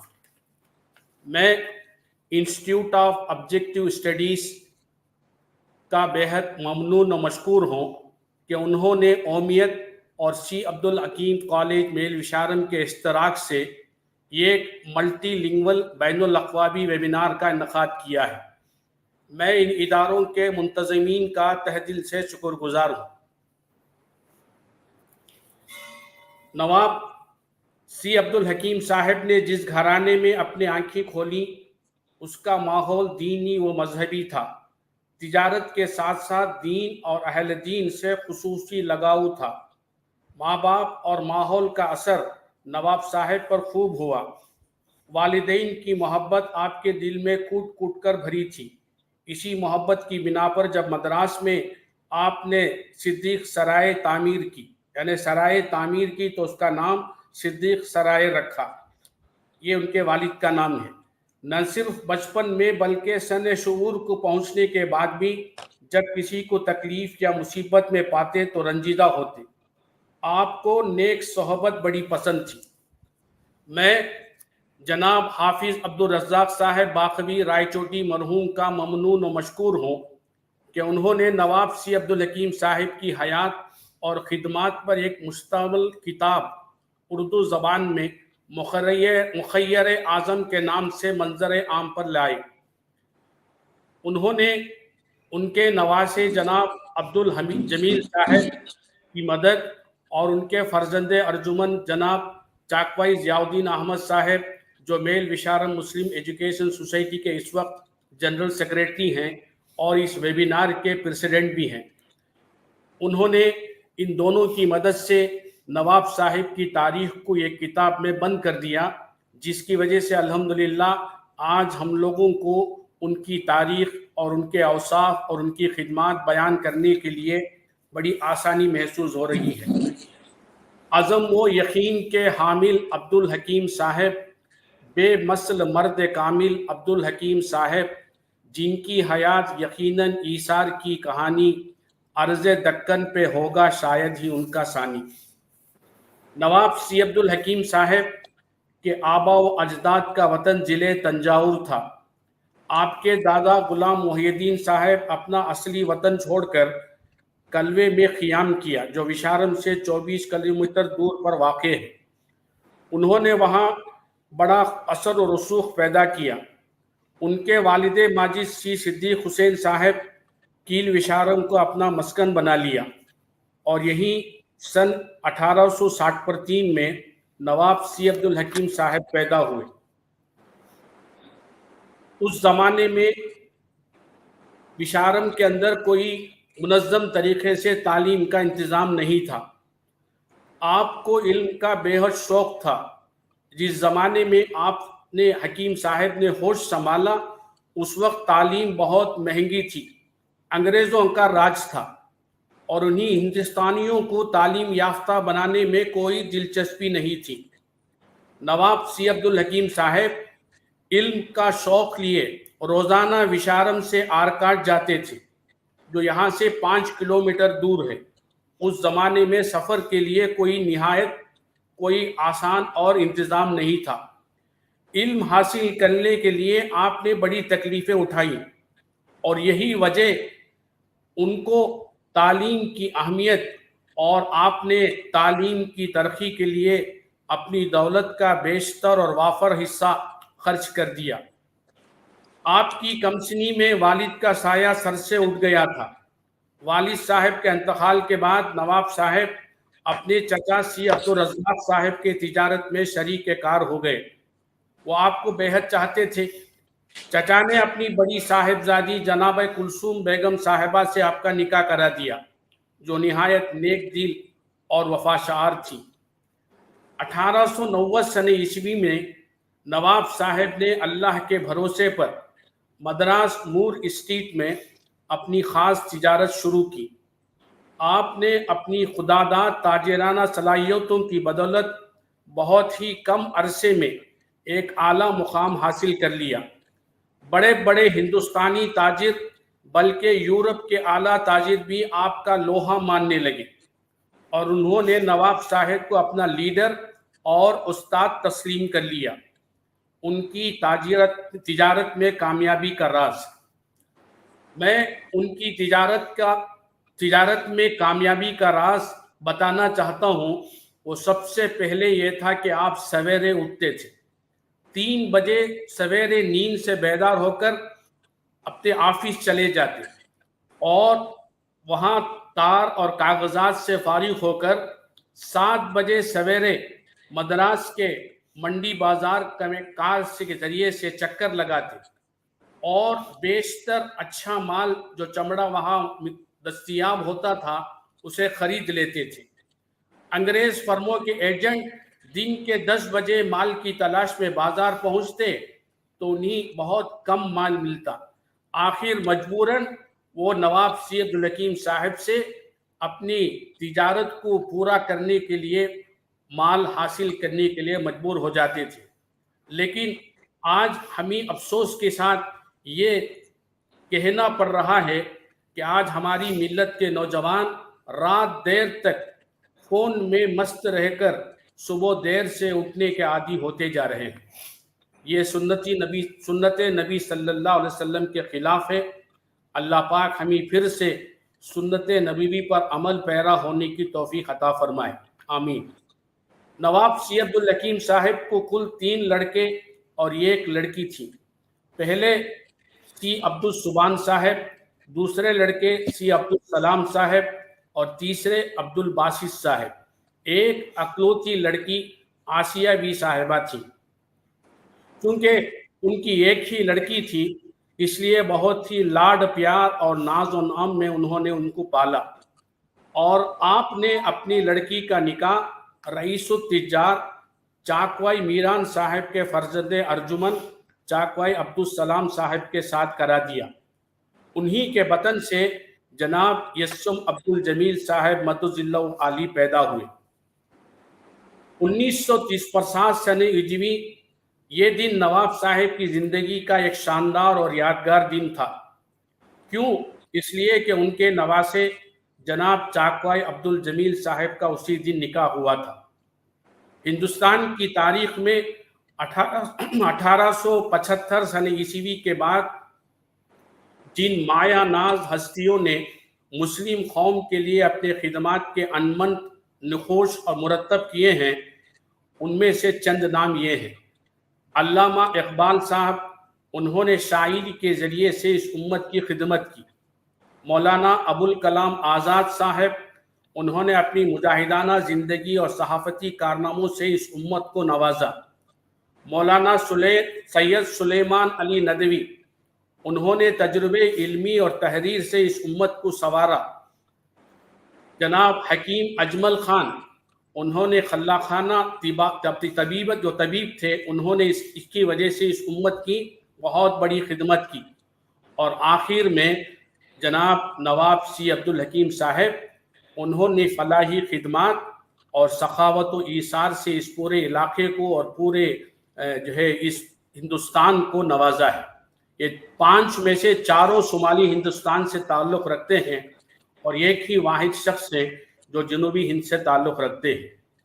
नवाब सी अब्दुल हकीम साहब को 19 दिसंबर 1920 पर 9 सन ईस्वी को अंग्रेज़ की तरफ से एजाज़ हुआ शरीफ ऑफ मद्रास। उसी के साथ आपको मर्चेंट प्रिंस का खिताब भी दिया गया। और जनवरी 1930 पर 8 सन ईस्वी पूरे अहले वतन और खुसूसन अहले विशारम के लिए ये जो है इस साल बड़ा ही हमारे लिए अफसोसनाक गुजरा, क्योंकि उस साल जनाब नवाब सी अब्दुल हकीम साहब हज के इरादे से विशारम से सफ़र हज शुरू किया और आपका इरादा था कि अर्ज़ मक्का में मद्रास के हुज्जाज किराम की सहूलत के लिए रुबात मद्रास तामीर कराएं, लेकिन खुदा को कुछ और ही मंजूर था। आपको सफ़र के दौरान सख्त निमोनिया हो गया था और उसी बीमारी में आप अपने मालिकी हकीकी से जा मिले। आपका इंतकाल मद्रास में ऑफिस में उन्हीं के ऑफिस में हुआ और कील विशारम की छोटी मस्जिद के इहाते में आपको जो है दफन किया गया। मेरे मोहतरम हजरात, ये नवाब साहब की ज़िंदगी के कुछ आसान बातें हैं, मैंने उसको आपके सामने गोशगुजार कर दिया। खिदमत आलिया की चंद झलकियाँ। हातिम वो नौशेरवां का नाम सुनते आए हम, है निगाहों में मुकाम में बरतर अब्दुल हकीम। नौशेरवां का नाम उसके अदल व इंसाफ की वजह से, हातिम का उसकी सखावत की वजह से आज तक जिंदा है। बिल्कुल इसी तरह नवाब सी अब्दुल हकीम साहब का नाम नामी उनकी सखावत और दरिया दिली की बदौलत ता क़यामत आबाद रहेगा। आपने अपनी दौलत से गरीबों, रिश्तेदारों, मुसाफिरों, मिस्कीनों, मखरूज़ों, साइलों, यतीमों और बेवाओं की हर तरह से मदद फरमाई। बेवाओं और मिस्कीनों के माहाना वजीफ़े मुकर्रर किए। कोई साइल आपके दर से खाली गया हो कहीं नहीं मिलता। नवाब साहब ने मुल्क व वतन और कौम की इतनी खिदमत की कि उसकी मिसाल नहीं मिलती। इसके लिए मैं उससे पहले कि आपने कैसी कैसी खिदमात अंजाम दिए हैं, दुनिया के अंदर बहुत सारे लोग ऐसे ही मिलेंगे जो अपना नाम कमाने के लिए और मनसब हासिल करने के लिए अनथक कोशिश करते हैं, यहाँ तक कि लोगों की खुशामदें करते फिरते हैं। बहुत ही कम लोगों को अल्लाह पाक के एजाज़ बख्शता है कि उनकी सलाहियत और खिदमत खल्क के जज्बे पर ओहदा और मनसब उनके पीछे पीछे चलता है। हम सबको एक मशहूर वाक़या याद है कि जनाब हज़रत अबू बकर सिद्दीक़ रज़ियल्लाहु तआला अन्हु जब खलीफा थे, उनकी मौत का वक्त जब करीब आया تو انہوں نے حضرت عمر فاروق رضی اللہ تعالیٰ عنہ کو اپنی جانشین مقرر کیا. تو حضرت عمر رضی اللہ تعالیٰ عنہ نے جواب دیا کہ اے ابو بکر مجھے خلافت کی ضرورت نہیں ہے. تو حضرت ابو بکر صدیق رضی اللہ تعالیٰ عنہ کا جواب ہم سب کے لیے یہ ایک نمونہ ہے. انہوں نے فرمایا کہ عمر آپ کو تو خلافت کی ضرورت نہیں ہے لیکن خلافت کو عمر کی ضرورت ہے. یہ ہے ہمارے بڑوں کے اسلاف. تو انہی سلسلے میں نواب سی عبدالحکیم صاحب کا نام نامی ہم پیش کر سکتے ہیں کہ ان کو امت نے ان کی فلاحی اور خدمات اور سماجی خدمات کو مد نظر رکھتے ہوئے کتنی ساری ذمہ داریاں ان کو سونپی اور انہوں نے کتنی اچھے انداز سے اس کو نبھایا. مجھے فخر ہے کہ اس پورے وشارم کے اتوار میں نواب سی عبدالحکیم صاحب نے 1920 میں میل وشارم مسلم ایجوکیشن سوسائٹی کے صدر بنے اور تا حیات 1930 تک آپ صدر کے منصب پر فائز رہے اور انہوں نے نہایت بہترین انداز میں اس سوسائٹی کو پروان چڑھایا جس کی وجہ سے آج تقریباً 13 ادارے اس سوسائٹی کے تحت اس پورے اطراف کے علاقے کے اندر تعلیمی خدمات انجام دے رہے ہیں. 15,000 سے زیادہ طلباء اور طالبات اس سے فیض حاصل کر رہے ہیں اور کتنے ہی اس اداروں سے فارغ ہوئے لوگ پورے اس ضلع شمالی آرکاڈ نہیں بلکہ پوری ہندوستان کے اندر پھیلے ہوئے ہیں. اور ہمیں فخر ہے کہ مسلمان قوم غیر قوم کے طلباء بھی یہاں داخلہ لینے کے لیے اپنا فخر سمجھتے ہیں. اس کے علاوہ آپ اناملے یونیورسٹی کے سنڈیکیٹ ممبر رہے تھے. 1930 میں آپ مدراس اسمبلی کے ممبر تھے اور آپ انڈین بینک اور سینٹرل بینک کے ڈائریکٹر تھے اور آپ چیمبر آف کامرس کے صدر تھے.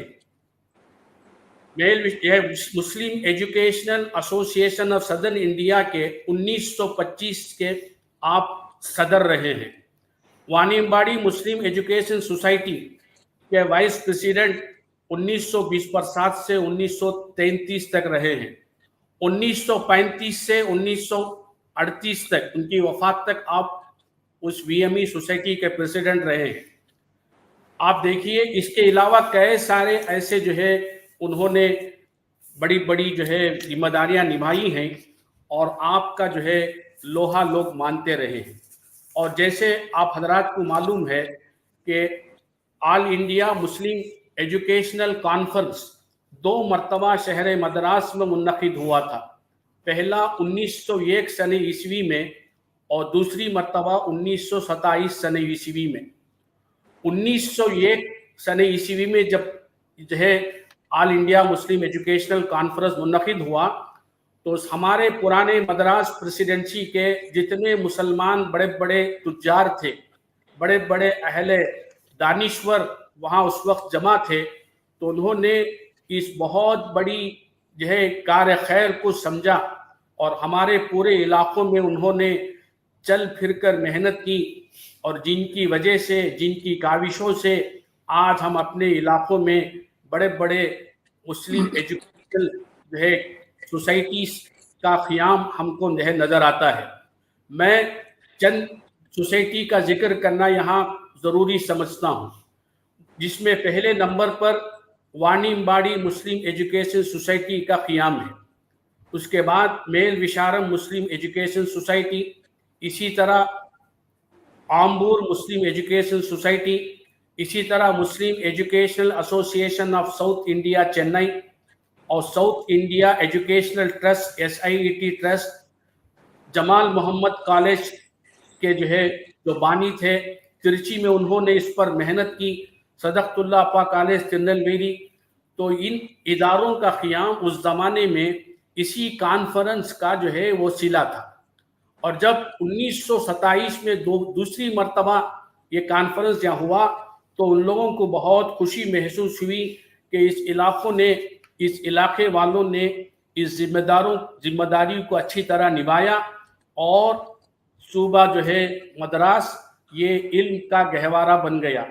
اگر ہمارے بڑے اس وقت یہ کوشش نہ کرتے تو آج ہم کو یہ صلہ نہیں ملتا. تو میں لہٰذا امت مسلمہ سے یہ گزارش کرتا ہوں کہ جن علاقوں میں ہمارا اپنا کوئی ادارہ نہیں ہے تو ہمارے اوپر یہ ذمہ داری آتی ہے کہ ہم قائم کرنے کی صحیح وہ کوشش کریں. اور جو ادارے قائم ہیں وہاں ہماری امت کے افراد کو یو پی ایس سی, TNPSC, لا اور پروفیشنل کورس CA, CMA اور ACS وغیرہ میں جو ہے ہماری امت کے افراد پہنچے, اس کے لیے ٹھوس اقدامات کریں. اور اہل ثروت لوگوں سے میں اپیل کرتا ہوں کہ آپ اپنا سرمایہ کا کچھ حصہ اس عظیم کار خیر کے لیے تعلیم اور تعلم کے سلسلے کو جاری کرنے کے لیے صرف فرمائیں. نواب سی عبدالحکیم صاحب نے کیا کیا دیا یہ تو جو ہے ہم اسے جو ہے یہاں بتا نہیں سکتے, تفصیل تو بہت لمبی ہے. اس کے اندر مسلم تو مسلم, غیر مسلم اداروں کو بھی جو ہے انہوں نے نہیں جو ہے چھوڑا. یہاں تک کہ 2018 میں جب ہندو اسکول آمبور کا سینٹینری سیلیبریشن تھا تو ان کے جو ہے ذمہ داروں نے اس وقت کے ہمارے جنرل سیکریٹری جناب چاکوئی ضیاء الدین احمد صاحب سے ملاقات کی اور انہوں نے وہاں اس جلسے میں شرکت کی, ان سے درخواست کی.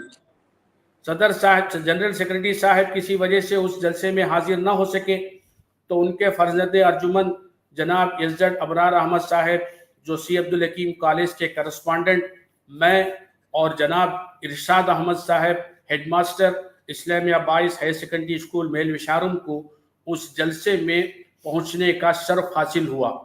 اور اس وقت کے منسٹر پون رادھا کرشنن کے ذریعے سے اس مدرسے, اس اسکول والوں نے ہمارا اعزاز فرمایا اور انہوں نے ان کی جو ہے اسکول کا ہم کو جو ہے ہم سے معائنہ کرایا اور بتایا دیکھو یہ پرانی بلڈنگ ہے, اس کو ہم نے ہچ کی شکل میں تعمیر کیا ہے. ہچ کے معنی حکیم صاحب ہے. اس سے پہلے 7 سال کے پہلے اسی طرح کوئمبتور کے ایک مسجد کے کمیٹی ہمارے میل وشارم مسلم ایجوکیشن سوسائٹی کے ذمہ داروں سے آ کر کے ملاقات کی. انہوں نے کہا کہ ایک مسجد نواب سی عبدالحکیم صاحب نے ہمارے علاقے میں تعمیر کیا تھا اور وہ مسجد ہمارے لیے ناکافی ہے, ہم کو جو ہے اسے وسیع کرنا چاہیے. ہم اسے وسیع کرنا چاہتے ہیں, لہٰذا ہماری یہ خواہش ہوئی کہ اس مسجد کو بنانے والے نواب سی عبدالحکیم صاحب تھے تو ہم نے چاہا کہ ان کی جو ہے سوسائٹی کے جو اس وقت کارکن ہیں اور ان کے نسل سے جو لوگ موجود ہیں ان کی نظروں میں وہ مسجد آ جائے تو اس کے بعد ہم اسے شہید کر کے از سے نو تعمیر کرنا چاہتے ہیں. اور وہاں پہنچنے کے بعد معلوم ہوا کہ کوئمبتور کے اندر NH روڈ کے نام پر ایک مین روڈ ہے. آخری میں تحقیق کرنے پر پتہ چلا کہ وہ نواب حکیم روڈ ہے. میرے محترم حضرات, اسی طرح نواب سی عبدالحکیم صاحب نے رام کرشنا مشن کو بھی جو ہے ڈونیشن سے نوازا. آپ نے ایک ہاتھی ترووناملئی کے مندر کو خرید کر کے دیا.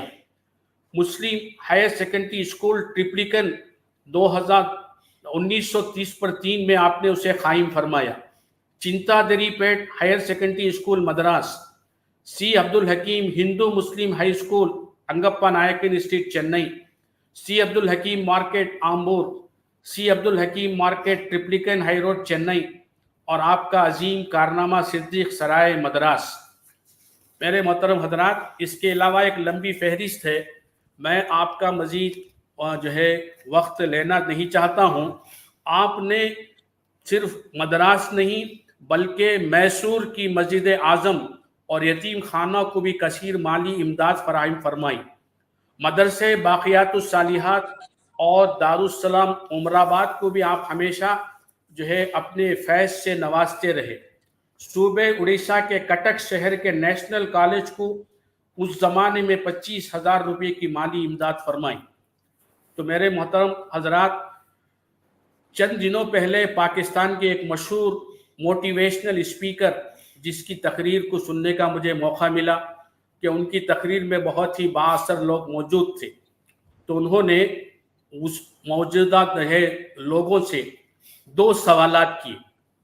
اس میں جو سوالات یاد رکھنے کے ہیں، کوئی مشکل سوال نہیں ہے لیکن بڑا اہم سوال تھا.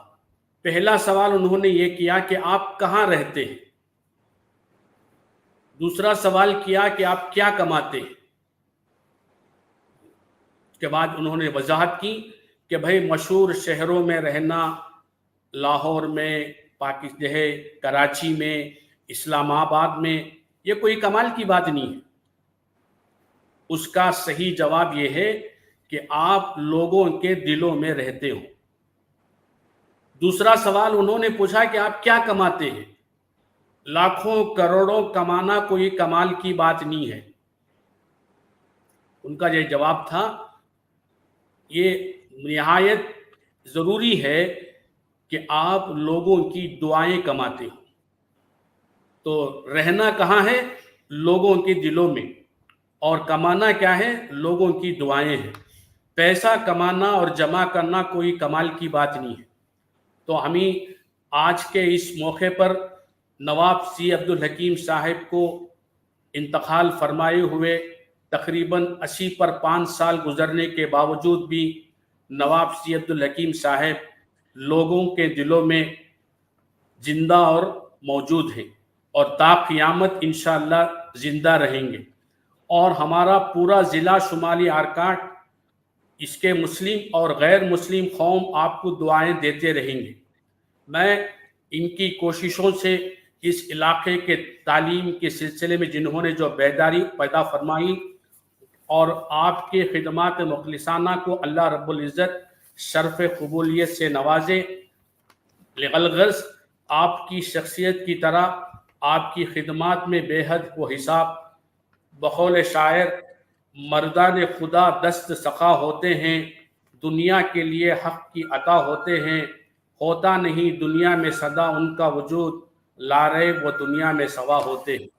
میں تمام منتظمین کا اور تمام شاکرین کا ممنون و مشکور ہوں کہ آپ نے اپنا قیمتی وقت اور جناب محمد حنیف کاتب صاحب کا اور جناب چاکوائے ضیاء الدین احمد صاحب جنرل سیکریٹری میل وشارم مسلم ایجوکیشن سوسائٹی کا، جناب ابن سعود پریزیڈنٹ آل انڈیا ملی کونسل جنہوں نے ویلکم ایڈریس اور فیلیسیٹیشن ایڈریس دیا، جناب پروفیسر ابو الفضل HOD ہسٹری ڈپارٹمنٹ آف اسلامیہ کالج مانمباڑی کا، عالمہ AIS فاطمہ مظفر صاحبہ کا، اور ایڈوکیٹ منیر الدین شریف صاحب جو ہدیہ تشکر پیش کرنے والے ہیں، اور سب سے زیادہ میڈیا پارٹنر کا، تمام کا ممنون و مشکور ہوں. السلام علیکم ورحمۃ اللہ وبرکاتہ. شکریہ ڈاکٹر صاحب، جزاک اللہ خیرن. آپ نے نہایت ہی وضاحت کے ساتھ نواب سی عبدالحکیم صاحب کے حالات زندگی کے اہم گوشوں پر روشنی ڈالی اور ان کی زندگی کے ابتدائی حالات سے کیسے انہوں نے چمڑے کی تجارت میں نام پیدا کیا، اس پر شرح و بسط کے ساتھ گفتگو فرمائی. انہوں نے نواب صاحب کی علم اور علمی اداروں کی سرپرستی کے تعلق سے کافی تفصیل کے ساتھ بیان فرمایا. نواب صاحب کے بارے میں جو کچھ بھی کہا جائے کم ہے. وہ ہمارے لیے ایک مینار نور ہیں. انہوں نے نہ صرف مسلمانوں کے لیے بلکہ غیر مسلموں کے لیے بھی بہت سارے عطیات سے نوازا. یہ ان کی وسیع المشربی کا ثبوت ہے. تو میں ڈاکٹر صاحب کا پھر سے شکریہ ادا کرتا ہوں. اور then we are reaching to our last speaker who will speak in Tamil is none other than Sister Alima AS Fatima Muzaffar, who does not need any introduction whatsoever. Nonetheless, I deem it an honor to introduce her to you. She has a battery of degrees to her credit: BCom, BA Arabic, Afzalul Ulama, MA Islamic Studies, and what more. She is pursuing law studies and soon she will be an advocate also, inshallah. She is a counselor of Greater Chennai Corporation from the Egmore Division. She is the National President, Indian Union Muslim League Women's Wing, member Tamil Nadu Waqf Board, Executive Committee member, All India Muslim Personal Law Board. She is also the secretary of We for All, which is a NGO in Chennai. These are some of the posts I have mentioned. Otherwise, she is associated with many more social and educational organizations in Chennai and in Tamil Nadu.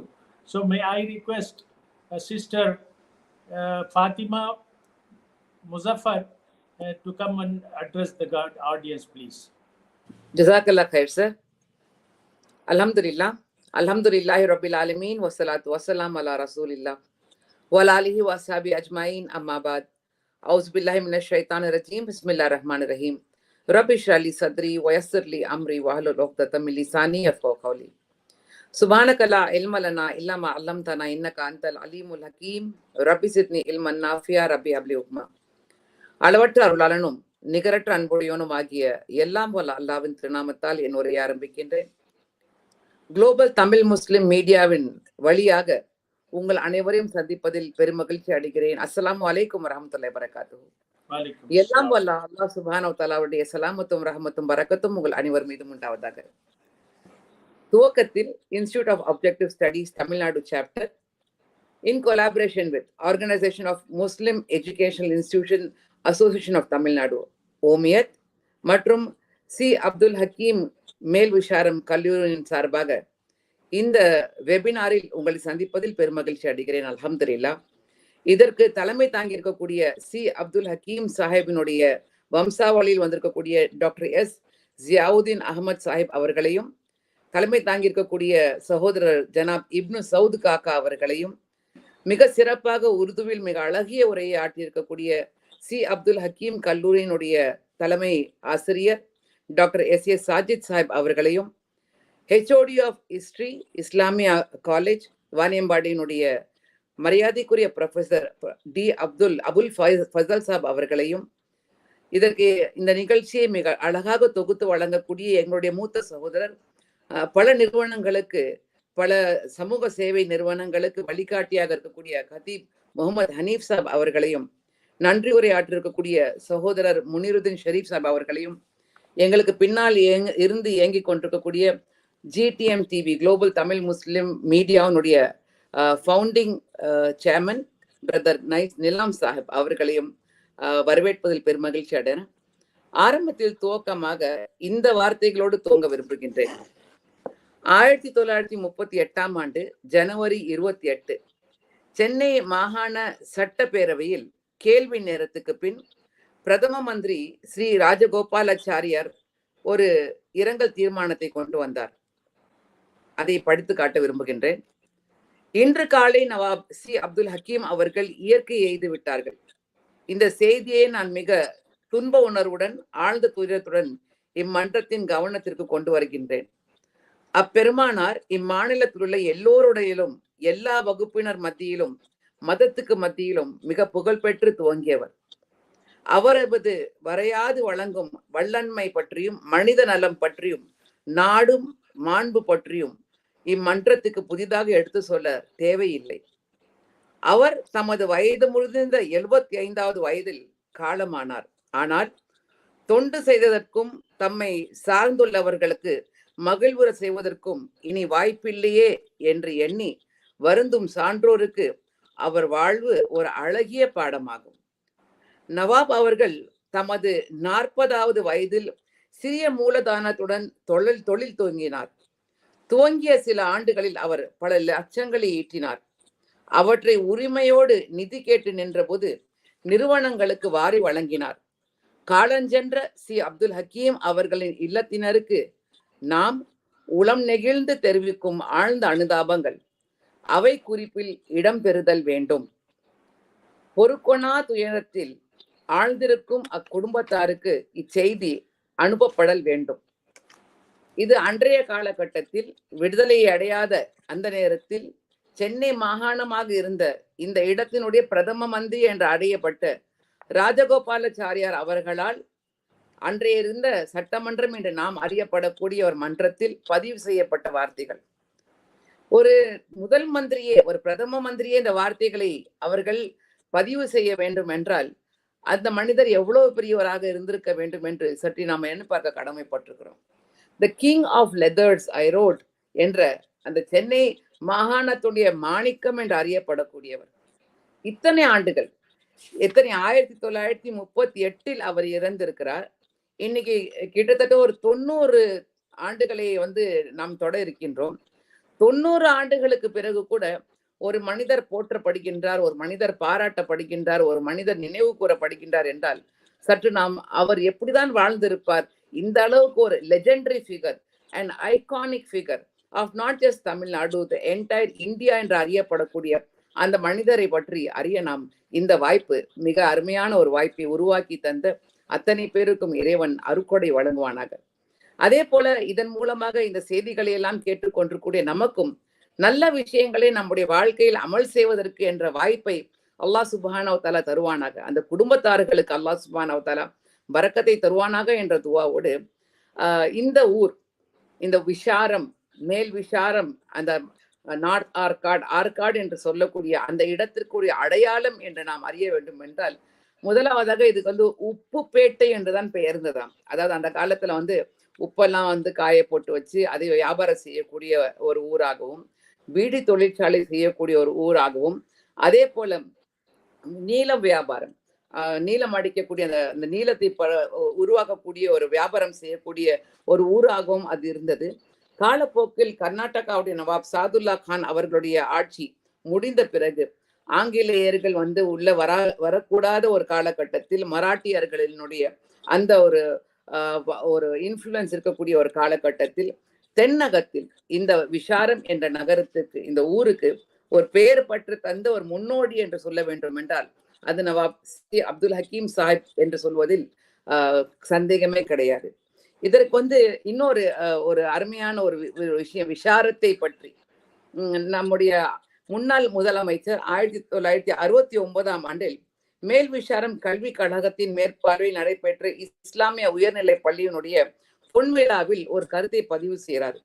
இந்த ஊருக்கு விஷாரம் என்ற பெயர் ஏன் வந்தது என்று உங்களுக்கு தெரியுமா? இந்த விஷாரம் மண்ணில் தோன்றிய மக்கள் எல்லாம் இயல்பாகவே கல்வியின் மீதும் காதல் கொண்டவர்கள். கல்வி, அதை கற்பதிலும் அவர்களுக்கு அளவற்ற ஆர்வம் இருந்தது.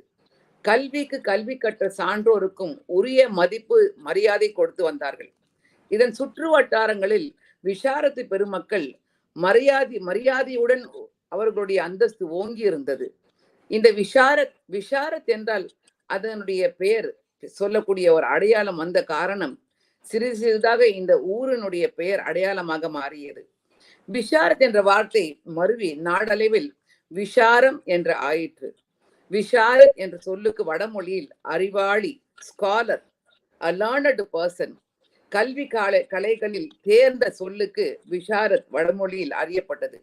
விஷாரத் பெருமக்கள் கல்வியின் மீதிருந்த பற்று மிகுந்த குறைவான மக்கள் தொகை கொண்ட இந்த நகரில் மிகுதியான கல்வி சாலைகள் தோன்றியுள்ளன என்று குறிப்பிட்டார்.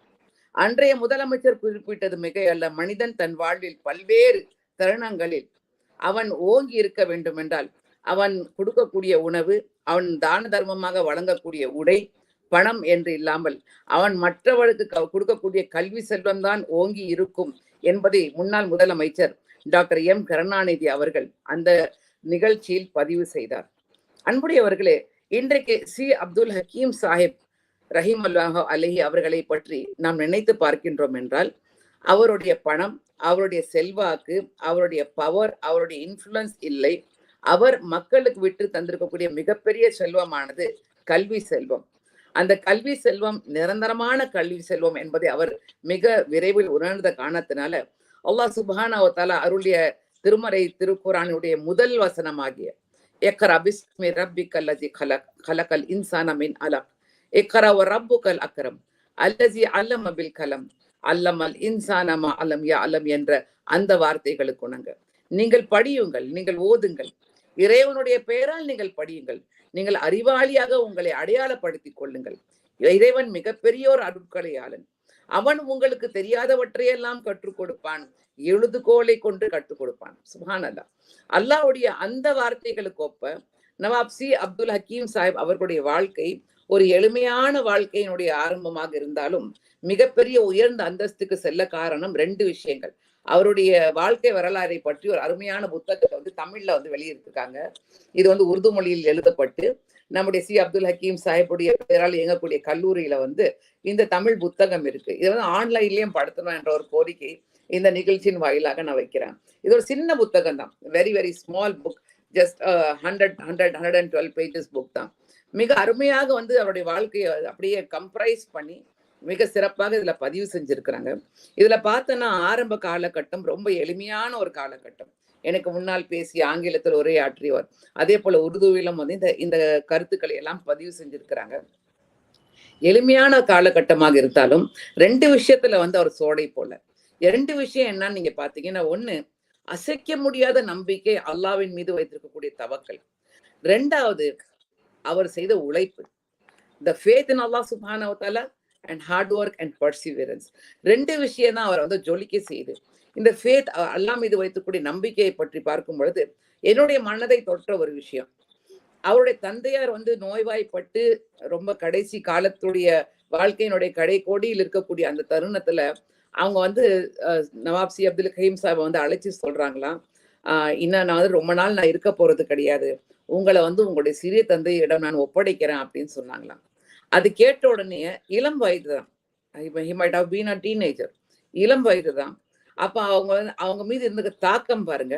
உடனே அவங்க தந்தையார சொல்றாங்களாம், நீங்க என்ன சிறிய தந்தையிடம் என்ன ஒப்படைக்க வேண்டாம், அல்லாவிடம் என்னை விட்டு நீங்கள் செல்லுங்கள், அல்லாவே எனக்கு போதுமானவன் என்று அந்த வைத்திருக்கக்கூடிய அந்த அல்லாவின் மீது பற்று, அல்லாவின் மீது அசைக்க முடியாத நம்பிக்கை, the faith, unshakable faith, அது வந்து அப்படியே அவருடைய வாழ்க்கையில ஜொலிக்குது. அந்த நம்பிக்கையின் காரணமாக அவருடைய இருந்த அந்த வாழ்க்கையினுடைய கேரக்டர், ஆங்கிலத்துல சொல்லுவாங்கல்ல, if money is lost, nothing is lost. If health is lost, something is lost. But if character is lost, everything is lost. Nawab C Abdul ஹக்கீமுடைய வாழ்க்கையில் நாம் பார்க்கும் பொழுது ஆரம்பத்திலிருந்து அவருடைய வாழ்ந்த கடைசி காலம் வரைக்கும் the impeccable character, the remarkable character, ஒரு அழகான ஒரு முன்மாதிரி. கண்மணி நாயகம் ஸல்லல்லாஹு அலைஹி வஸல்லம் அவர்களை பற்றி சொல்லும் பொழுது அல்லாஹ் சுப்ஹானஹு வ தஆலா சொல்லுவான், லகத் கான லக்கும் ஃபீ ரசூலுல்லாஹி உஸ்வத்துன் ஹஸனா, நிச்சயமாக நீங்கள் என்னுடைய நபியுடைய வாழ்க்கையில் காணுவீர்கள் ஒரு அழகிய முன்மாதிரின்ட்டு அல்லாஹ் சுப்ஹானஹு வ தஆலா கண்மணி நாயகம் ஸல்லல்லாஹு அலைஹி வஸல்லம் அவர்களை பற்றி சொல்லுவான்.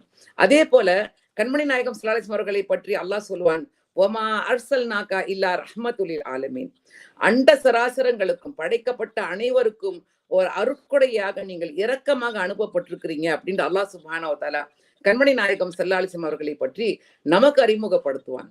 நவாப் சி அப்துல் ஹக்கீம் அவர்களுடைய வாழ்க்கையை பார்க்கும் பொழுது அல்லாஹ்வின் மீது வைத்திருக்கக்கூடிய அழகிய அந்த அருமையான அந்த நம்பிக்கையினுடைய சாராம்சமாக அவர் வாழ்ந்த வாழ்க்கை கண்மணி நாயகம் ஸல்லல்லாஹு அலைஹி வஸல்லம் சுன்னத்தை பேணக்கூடிய வாழ்க்கையாக இருந்தது. ஒரு அழகிய முன்மாதிரியை அவர்கள் வாழ்ந்து விட்டு சென்றிருக்கின்றார்கள். அதே போல 90 ஆண்டுகள் கடந்தும் கூட அவர்கள் ஒரு ரஹமத்தாக இன்றைக்கு இருக்கின்றார்கள். சுப்ஹானல்லாஹ். அந்த ரஹமத்துடைய மிக உச்சகட்ட ரஹமத் என்பது முதலாவதாக தன்னுடைய வாழ்க்கையை ஃபர்ஸ்ட் ஸ்டெபிலைசிங் ஹிம்செல்ஃப், தன்னை அவர் நிலைப்படுத்தி கொண்டார். தன்னுடைய சிறிய தந்தையுடைய மகளை திருமணம் முடித்து அருமையாக 3 ஆண் பிள்ளைகள் பெண் பிள்ளைகளை பெற்று நல்ல ஒரு அருமையான சொந்த வாழ்க்கையை, ஃபர்ஸ்ட் யுவர் பர்சனல் லைஃப், பெரிய பெரிய ஐகான்ஸை பத்தி எல்லாம் சொல்லுவாங்க, கிரேட் லீடர்ஸ் லைஃப் எல்லாம் நீங்க பாத்தீங்கன்னா public life will be exemplary, ஆனா பிரைவேட் லைஃப்ல there will be some short coming.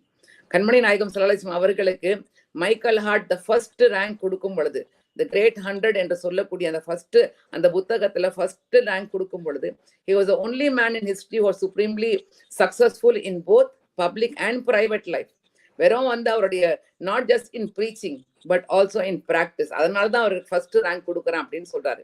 இங்கே சி அப்துல் ஹக்கீம் சாஹிப்புடைய வாழ்க்கையை நாம் பார்க்கும் பொழுது நாட் ஜஸ்ட் இன் பிசினஸ், வெறும் தொழில் புரிவதில் மட்டுமல்ல, அல்லது வந்து வணிகம் செய்வது மட்டுமல்ல, மற்றவர்களோட வியாபாரம் செய்வதில் மட்டுமல்ல, தன்னுடைய சொந்த வாழ்க்கையிலும் கூட அல்ஹம்துலில்லாஹ் he has led a perfect life. சுப்ஹானல்லாஹ். அல்லாஹ் அவர்களுக்கு உயர்ந்த அந்தஸ்தை ஜன்னத்துல் ஃபிர்தௌஸில் வழங்குவானாக என்று நாம் துஆ செய்து கொள்வோம். அல்ஹம்துலில்லாஹ் அவங்களுடைய அந்த அந்த மேரிட் லைஃப்ல பாக்குறோம், ஒரு அருமையான அந்த மனைவியோடு அழகான ஆண் பிள்ளைகள் பெண் பிள்ளையை பெற்று அவர்களுக்கு செய்ய வேண்டிய கடமைகள் எல்லாம் நிறைவேற்றி அவர்களை நல்ல விதமாக வளர்த்து தன்னுடைய தொழில் புரியக்கூடிய அந்த வணிகத்தில் வரக்கூடிய வியாபாரத்துடைய லாபத்தை குடும்பத்தார்களோடு மைத்துனர்களோடு குடும்பத்தில் இருக்கக்கூடிய அத்தனை பேரோடு அவர்களுடைய வாழ்க்கையிலும் உயர்த்தி வாழ்ந்தார்கள் என்பதை நாம் சரித்திரத்தில் பார்க்கிறோம். ஒரு சம்பவத்தை இந்த புத்தகத்துல பதிவு செஞ்சிருக்கிறாங்க.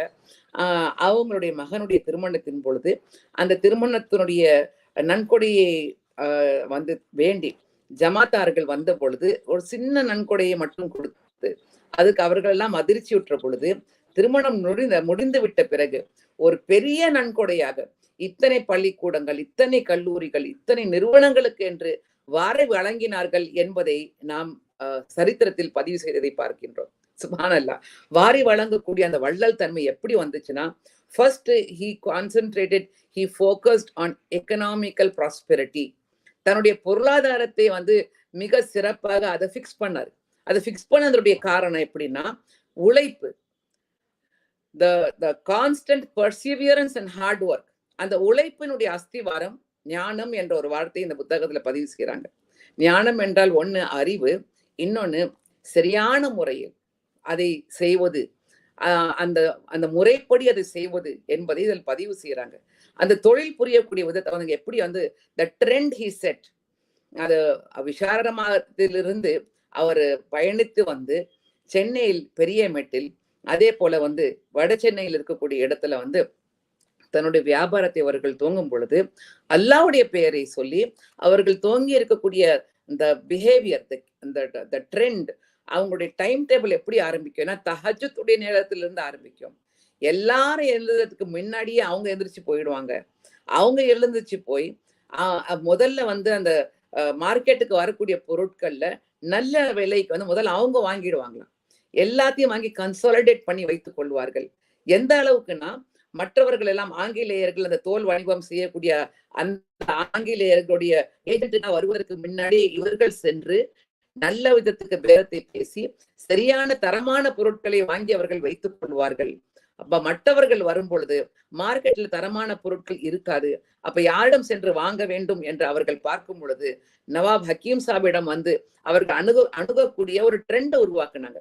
அந்த ட்ரெண்ட் எப்படின்னா, கன்சாலிடேஷன் ஆஃப் குவாலிட்டி குட். அந்த குவாலிட்டியை அவர்கள் மெயின்டைன் செஞ்சதுனால அவர்களுக்கும் ஆங்கிலேயர்களுக்கும் இருந்த அந்த தொழில் ஈடுபாடு என்பது, அந்த தொழில் கமிட்மெண்ட், அந்த தொழில் கனெக்ஷன் என்பது கடல்களெல்லாம் தாண்டி, ஐரோப்பாவை எல்லாம் தாண்டி இன்னும் மேற்கத்திய நாடுகளுக்கு செல்லக்கூடிய வாய்ப்பை அவர்கள் உண்டாக்கி கொண்டார்கள். அதற்கு பேஸ் ஃபவுண்டேஷன் தஹஜுத் நேரத்திலிருந்து அவர்களுடைய வணிகத்தை ஆரம்பித்து வைப்பது. ஆங்கிலத்தில் சொல்வார்கள், early to sleep and early to rise makes a man healthy, wealthy and wise. இன்றைய காலகட்டத்தில் மிக அரிதாக காணப்படக்கூடிய ஒண்ணு ஏர்லி டு பெட் என்பது. பெட்டுக்கு போனாலும் கூட நம்முடைய டிஜிட்டல் வேர்ல்டோடு கனெக்ஷன், தூக்கமில்லாத இன்றைய இளம் தலைமுறையை நாங்கள் பார்க்கின்றோம். இளம் தலைமுறையினர் நிறைய பேர் ஸ்டூடெண்ட்ஸ் இந்த காணொலியை பார்த்துக்கிட்டு இருக்கீங்க எங்களுக்கு சொன்னாங்க. பல இன்ஸ்டிடியூஷன்ஸ்ல ஸ்டூடெண்ட்ஸ் எல்லாம் இதை பார்த்துக்கிட்டு இருக்கீங்கன்னு சொன்னாங்க. சி அப்துல் ஹக்கீம் சாஹிப் மர்ஹூம் அவர்களுடைய பெயரால் உருவாக்கப்பட்ட அத்தனை நிறுவனங்களில் படிக்கக்கூடிய மாணவர்கள், மாணவியர்கள், நான் வைக்கக்கூடிய முதல் message to all of you.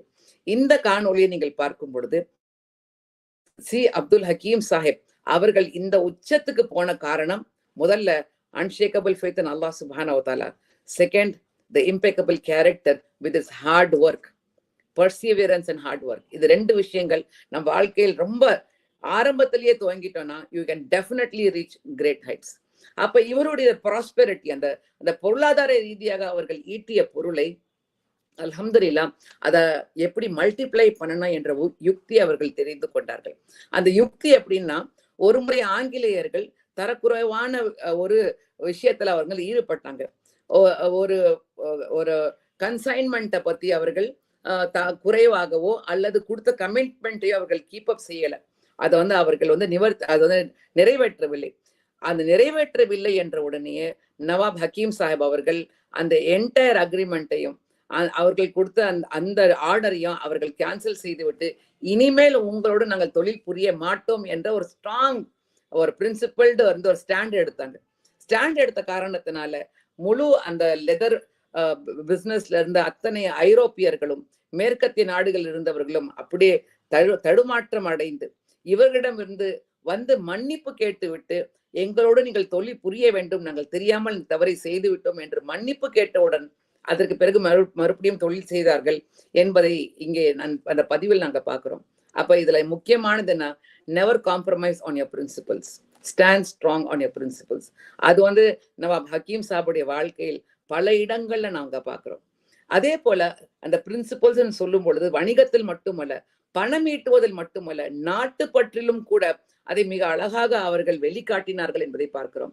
when India was going through the freedom struggle, நாட்டுக்காக என்று தங்களை அர்ப்பணித்தார்கள் என்பதை இந்த புத்தகத்தில் நாங்கள் பார்க்கிறோம்.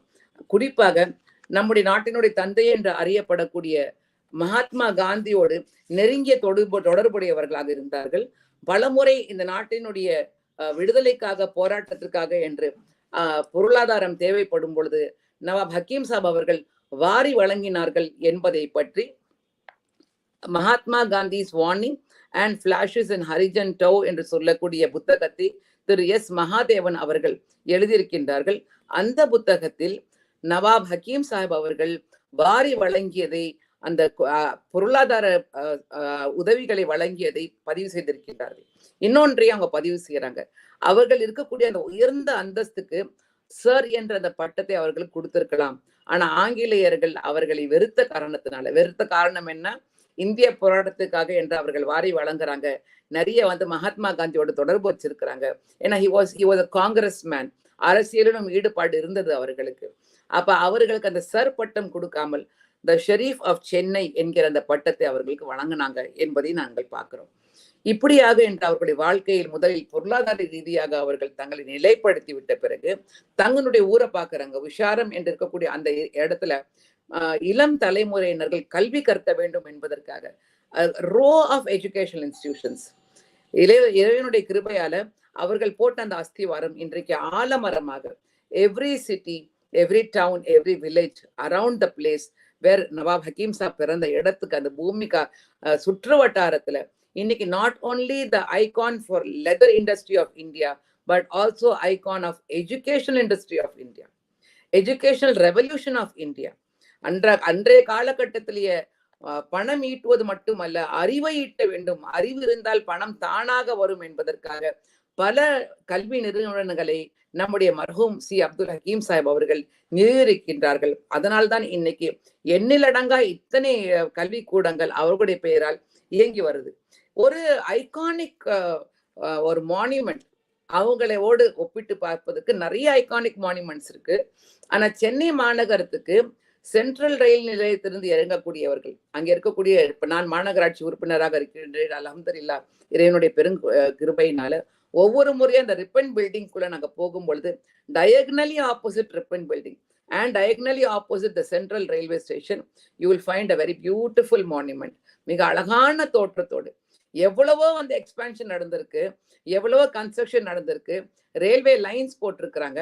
ஆனா அல்ஹம்துலில்லாஹ் இந்த பில்டிங்கை மட்டும் யாராலும் கை வைக்க முடியல.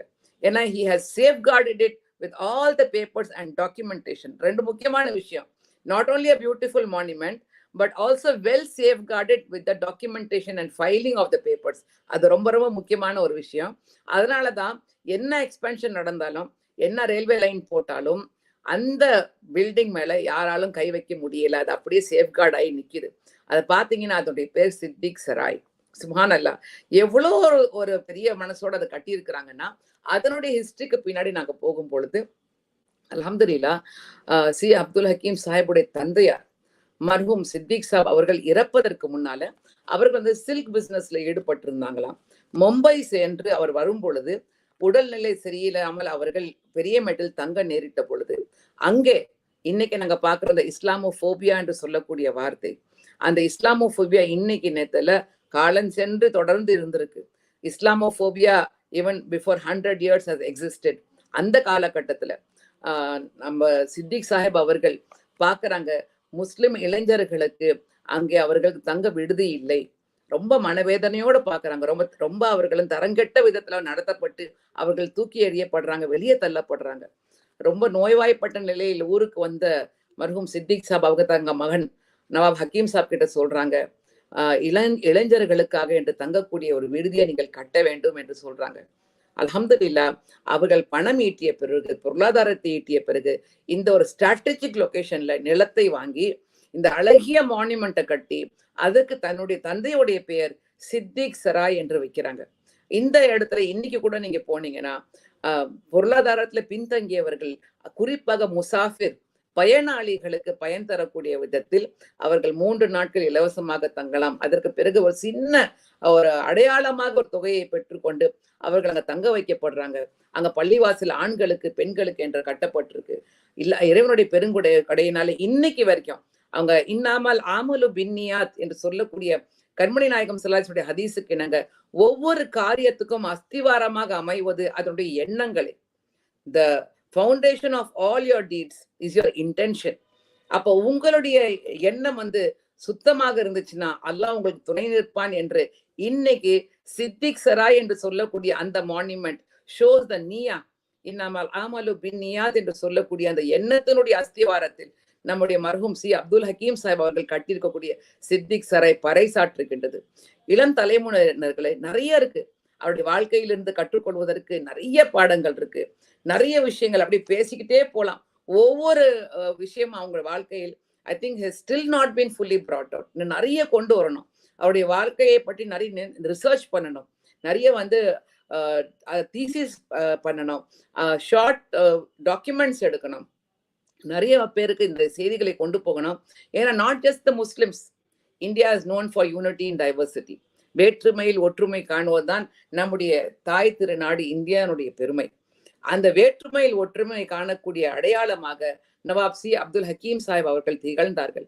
வெறும் முஸ்லிம்களுக்கு மட்டுமல்ல, படிப்பில் பின்தங்கியவர்கள் எந்த சமுதாயத்தை சார்ந்தவர்களாக இருந்தாலும் அவர்கள் பயன்பெறக்கூடிய விதத்தில் கல்விக்காக என்று வாரி வழங்கிய கல்வி தந்தையாக அவர்கள் இருந்தார்கள். இறைவனுடைய பெருங்கிருபையினாலே இன்னைக்கு கூட இந்து ஸ்கூல் என்று சொல்லக்கூடிய சென்னையில் இருக்கக்கூடிய திருவல்லிக்கேணியில் அவர்களுடைய பெயரால் இறங்கக்கூடிய பள்ளிக்கூடம், நாட்சென்னையில் இருக்கக்கூடிய பள்ளிக்கூடங்கள், கல்லூரிகள், அது மட்டும் இல்லாமல் மற்ற மாநிலங்களிலும் மற்ற மாவட்டங்களிலும் இருக்கக்கூடிய சகோதர சமுதாயத்தினர்கள் கல்வி என்று கேட்டு வரும் பொழுது அதற்காக பெரும் தொகையை வழங்கக்கூடிய ஒரு ஹேபிட்டாக அவங்க வச்சிருந்தாங்க. அல்லாஹ்வுடைய பொருத்தமான வாழ்க்கையை வாழ்ந்த அவர்கள் ஏன்னா கடைசி நம்முடைய நிகழ்ச்சியினுடைய கடைசி கட்டத்துக்கு வந்துட்டோம். I'm not going into much details into all the educational institutions. எத்தனையோ கல்விக்கூடங்களும் பள்ளிக்கூடங்களும் ஆண்களுக்கு மட்டுமல்ல, இறைவனுடைய கிருபையினால பெண்களுக்கும் அவர்கள் உருவாக்கி இருக்கின்றார்கள். ஏன்னா கண்மணி நாயகம் ஸல்லல்லாஹு அலைஹி அவர்கள் சொன்னார்களே, ஒரு குழந்தையினுடைய முதல் மதர்சா தாயினுடைய மடி என்று சொன்னார்கள். If a man is educated, you educate an individual, but when a woman is educated, you educate an entire generation என்று சொல்ல இணங்க நவாப் ஹக்கீம் சாஹிப் அவர்கள் பெண் கல்விக்காகவும் தங்களை அர்ப்பணித்தார்கள். இறுதி கருத்தாக ஒன்று சொல்லி நான் நிறைவேற்ற விரும்புறேன். நிறைய பேரை அவங்க ஹஜ்ஜுக்கு அனுப்பியிருக்கிறாங்க. அவர்கள் ஹஜ்ஜுக்கு செல்ல வேண்டும் என்று ஒரு பெரிய ஏற்பாடு செய்யப்பட்டு ஹஜ்ஜுக்கு போகக்கூடிய காலகட்டத்தில் அவர்கள் உடல் நலம் சரியில்லாமல் மற்றவர்களை அனுப்பிவிட்டு அவர்கள் தங்கிவிட்டார்கள்.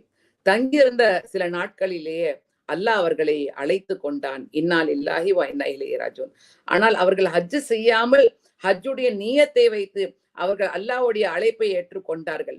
அந்த எண்ணத்தின் காரணமாக இங்க பதிவு செய்யறாங்க சங்கைக்குரிய உலமா பெருமக்கள். ஏன்னா இங்க என்னை அறிமுகப்படுத்தும் பொழுது சொன்னாங்க, திருமறை திருக்குரானை முதலில் தமிழில் மொழிபெயர்த்த அல்லமா அப்துல் ஹமீது பாக்கவி. இங்கே நான் ஜியாவுதீன் சாஹிப் அவர்களை பார்க்கிறேன். அங்க இருக்கக்கூடிய பாக்கியாத் என்று சொல்லக்கூடிய பாக்கியாத்து சாலியாத் மதரசாவில் அந்த இருக்கக்கூடிய கணேஷை நான் நினைவு கூர்ந்து பார்க்கிறேன். என்னுடைய மறைந்த பாட்டனர் அல்லமா அப்துல் ஹமீது பாக்கவி முதலில் தமிழில் திருமறை திருக்குரானை மொழிபெயர்த்தவர்கள். சங்கைக்குரிய உலமா பெருமக்கள் பதிவு செய்யறாங்க, ஒரு மனிதர் ஹஜ்ஜுடைய நியத்தை வைத்து ஆனால் ஹஜ்ஜு செய்ய முடியாமல் அவர் இறந்து விட்டால் அல்லாஹ் சுப்ஹானஹு வ தஆலா மறுமை நாள் வரை, நியாய தீர்ப்பு நாள் வரை அவர்களுக்கு ஹஜ்ஜுடைய பாக்கியத்தை கொடுத்து கொண்டே இருப்பான். அல்லாஹ் அவர்களை நியாய தீர்ப்பு நாள் என்று எழுப்பும் பொழுது அவர்கள் லப்பைக் அல்லாஹுமா லப்பைக் என்று கூறிக்கொண்டு எழும்புவார்கள் என்று சங்கைக்குரிய உலமா பெருமக்கள் சொல்றாங்க. நம்முடைய மர்ஹூம் சி அப்துல் ஹக்கீம் சாஹிப் அவர்கள் ஹஜ்ஜுடைய நியத்தை வைத்து அவர்கள் அல்லாஹ்வுடைய அழைப்பை ஏற்றார்கள். அல்லாஹ் அவர்களை நியாய தீர்ப்பு நாளின் பொழுது அவர்கள் எழுப்பும் பொழுது அவர்கள் லப்பைக் அல்லாஹுமா லப்பைக் லப்பைக் லா ஷரீக லக லப்பைக் இன்னல் ஹம்தா வன் நிஅமத லக வல் முல்க் லா ஷரீக லக் என்ற அந்த சங்கநாதத்தோடு எழும்பக்கூடிய பெரும் பாக்கியத்தை அல்லாஹ் அவர்களுக்கு வழங்கி விட்டான். அல்ஹம்துலில்லாஹ். அவர்களுடைய வாழ்க்கை அவர்கள் வாழ்ந்து விட்டார்கள். அன்புக்குரியவர்களே, இந்த வாழ்க்கையை கேட்டிருக்கக்கூடிய நாம் இதிலிருந்து என்ன கற்றுக்கொண்டு நம்முடைய வாழ்க்கையை நம்ம எப்படி வாழப் போகின்றோம் என்பதுதான் கேள்வி. I would like to end my talk by quoting this one hadith. கண்மணி நாயகம் ஸல்லல்லாஹு அலைஹி வஸல்லம் சொன்னாங்க, ஒரு மனிதர் இறந்து விட்ட பிறகு எல்லா காரியங்களுக்கும் முற்றுப்புள்ளி வைக்கப்படும், ஆனால் 3 காரியங்களை தவிர. ஒன்று, அவன் செய்திருக்கக்கூடிய தர்மம். 2வது, அவன் கற்றுக் கொடுத்திருக்கக்கூடிய பயன் தரக்கூடிய கல்வி. 3வது, அவன் பெற்றிருக்கக்கூடிய சாலிஹான பிள்ளைகள். இந்த 3 விஷயங்கள் அவன் மௌத்துக்கு பிறகும் அவனுக்கு நன்மையை தேடி தரும். சில பேரை பாத்தீங்கன்னா தர்மம் மட்டும் செஞ்சிருப்பாங்க, மற்ற 2 இருக்காது. சில பேருக்கு கல்வி மட்டும் கற்றுக் கொடுத்திருப்பாங்க, ஆனா மற்ற 2 இருக்காது. சில பேருக்கு சாலிஹா பிள்ளைகள் இருக்கும், ஆனா அவர்கள் தர்மம் செய்திருக்கக்கூடிய பாக்கியத்தை எல்லாம் வழங்கியிருக்க மாட்டான், கல்வி கற்றுக் கொடுக்கக்கூடிய பாக்கியத்தை வழங்கியிருக்க மாட்டான். மர்ஹூம் சி அப்துல் ஹக்கீம் சாஹிப் ரஹிமுல்லாஹி அலைஹி அவர்கள் 3 விஷயத்தையும் அல்லாஹ் கொடுத்தான். தர்மம் செய்யக்கூடிய பாக்கியத்தையும் கொடுத்தான், கல்வி கொடுக்கக்கூடிய பாக்கியத்தையும் கொடுத்தான், சாலிஹான பிள்ளைகளையும் கொடுத்தான். அல்லாஹ் சுப்ஹானஹு வ தஆலா இந்த பாக்கியத்தை பொருந்திக் கொள்வானாக. அந்த குடும்பத்தார்களுக்கு மேலும் மேலும் பரக்கத்தை தருவானாக. அவர்கள் மூலமாக கல்வியையும் தர்மத்தையும் சமுதாயத்துக்கும் நம்முடைய நாட்டுக்கும் தரக்கூடிய வருங்கால தலைமுறையினை உருவாக்கக்கூடிய அந்த செல்வத்தை அவர்களுக்கு வழங்குவானாக என்ற துவாவோடு, Global Tamil Muslim Media, my heartfelt gratitude to you for documenting this great, legendary, iconic personality of India. May Allah subhanahu wa ta'ala accept him, and may Allah subhanahu wa ta'ala accept the Global Tamil Muslim Media's ventures. Gratitude and thanks to the entire organization and all the coordinators of this program. Jazakallah khair for giving me this opportunity. Wa akhir dawan alhamdulillahi rabbil alamin. Assalamu alaikum warahmatullahi wabarakatuh. Jazakallah. Thank you, Sister Fatima Muzaffar. That was yet another demonstration of your oratory. You touched upon the salient aspects of the life of Nawab C. Abdul Hakim Nawab Sahab. And the purpose of holding such seminars, like I mentioned earlier, on the lives, services, and achievements of great personalities is not only to remember them, but to learn lessons from their vision, mission, devotion, perseverance, and integrity. So, Institute of Objective Studies promises to conduct such seminars and webinars in future also, inshallah, on great personalities of our community. Now, we have come to the end of the program, alhamdulillah. So, I would request Advocate Muniruddin Sharif Sahib, who is the Vice President of All India Milli Council, and also the founding member of IOS. May I please, has he joined? Yes, Advocate Muniruddin Sharif Sahib, please take over. அஸ்ஸலாமு அலைக்கும். எல்லா புகழும் இறைவனுக்கு. இன்று அப்துல் ஹக்கீம் சாப் அவர்களை பற்றி மிக அரிய பல செய்திகளை நாம் அறிந்து கொண்டோம். நம்முடைய அனைத்து நன்றிகளும் டாக்டர் ஜியாவுதீன் அவர்களுக்கும், டாக்டர் S.A. சாஜித் அவர்கள் மிக அருமையாக பல கருத்துக்களையும் பல நிகழ்ச்சிகளையும் எடுத்துக் கூறினார்கள். அதே போல் டாக்டர் அபுல் ஃபதல் அவர்களும் பல விவரங்களை நமக்கு தந்துள்ளார்கள். இறுதியாக ஃபாத்திமா முசஃபர் அவர்கள் மிக அழகாக தமிழில் அவர்கள் செய்த பல நல்ல காரியங்கள், கல்விக்காக உழைத்தது, அவர்கள் எப்படி கஷ்டப்பட்டார்கள், அதற்கு நாம் என்ன முன்னுதாரணம் நமக்கு அவருடைய வாழ்க்கையிலிருந்து கற்றுக்கொள்ள போகின்றோம், அது எவ்வாறு நாம் அதை வருங்காலத்தில் how we are going to follow his footsteps in future in education field and other field. That's what the Fatima Muzaffar has said. I also thank Dr. Mr. Janab Muhammad Hanif Saab for comparing this program, and also Ibn Saud who are giving us introduction speech about IOS, OMIAT, and also how the research is done and how basic information about Abdul Hakim Saab. We have came to know so many information through this webinar. So இதன் மூலமாக மக்களுக்கு நம்முடைய கடந்து சென்ற நம்மளுடைய தலைவர்களையும் மூதாதையர்களும் அறிஞர்களையும் பற்றி மிக அரிய பல செய்திகளை அறிந்து கொண்டோம். எல்லாம் வல்ல இறைவன் அவர்களுடைய அனைத்து நற்காரியங்களையும் ஏற்றுக்கொண்டு அவர்கள் சோனத்தில் ஒரு நல்ல இடத்தை தருவானாக. இன்ஷா அல்லாஹ் நாம் இந்த மாதிரி தொடர்ந்து இந்த மாதிரி பல நிகழ்ச்சிகளை நடத்தி இந்தியாவில் மட்டுமில்லை, தமிழ்நாட்டில் மட்டுமில்லை, பல அறிஞர்களை பற்றி வரும் சந்ததியினர் தெரிந்து கொள்ள வேண்டும் என்பதுதான் எங்களுடைய ஆசை. இன்ஷா அல்லாஹ் இந்த நிகழ்ச்சியை தொகுத்து வழங்கிய நலீம் அவர்களுக்கு பல நல்ல ஏற்பாடுகளை செய்ததற்கும் நாம் நன்றி கூறுகிறோம். I thank each and every one of you for contributing this program in a very successful one. With this, I conclude my thanksgiving. Thank you very much for all for your cooperation. Thank you very much, Advocate Muridullah Sharif, for your vote of thanks. And with this, ladies and gentlemen, we come to the end of the program. We thank you very much for joining, and let us wind it up. Subhanallah wa bihamdihi, subhanallahumma wa bihamdika, ashhadu an la ilaha illa anta, astaghfiruka wa atubu ilayk. Assalamu alaikum wa rahmatullahi wa barakatuh. Wa alaikum salam.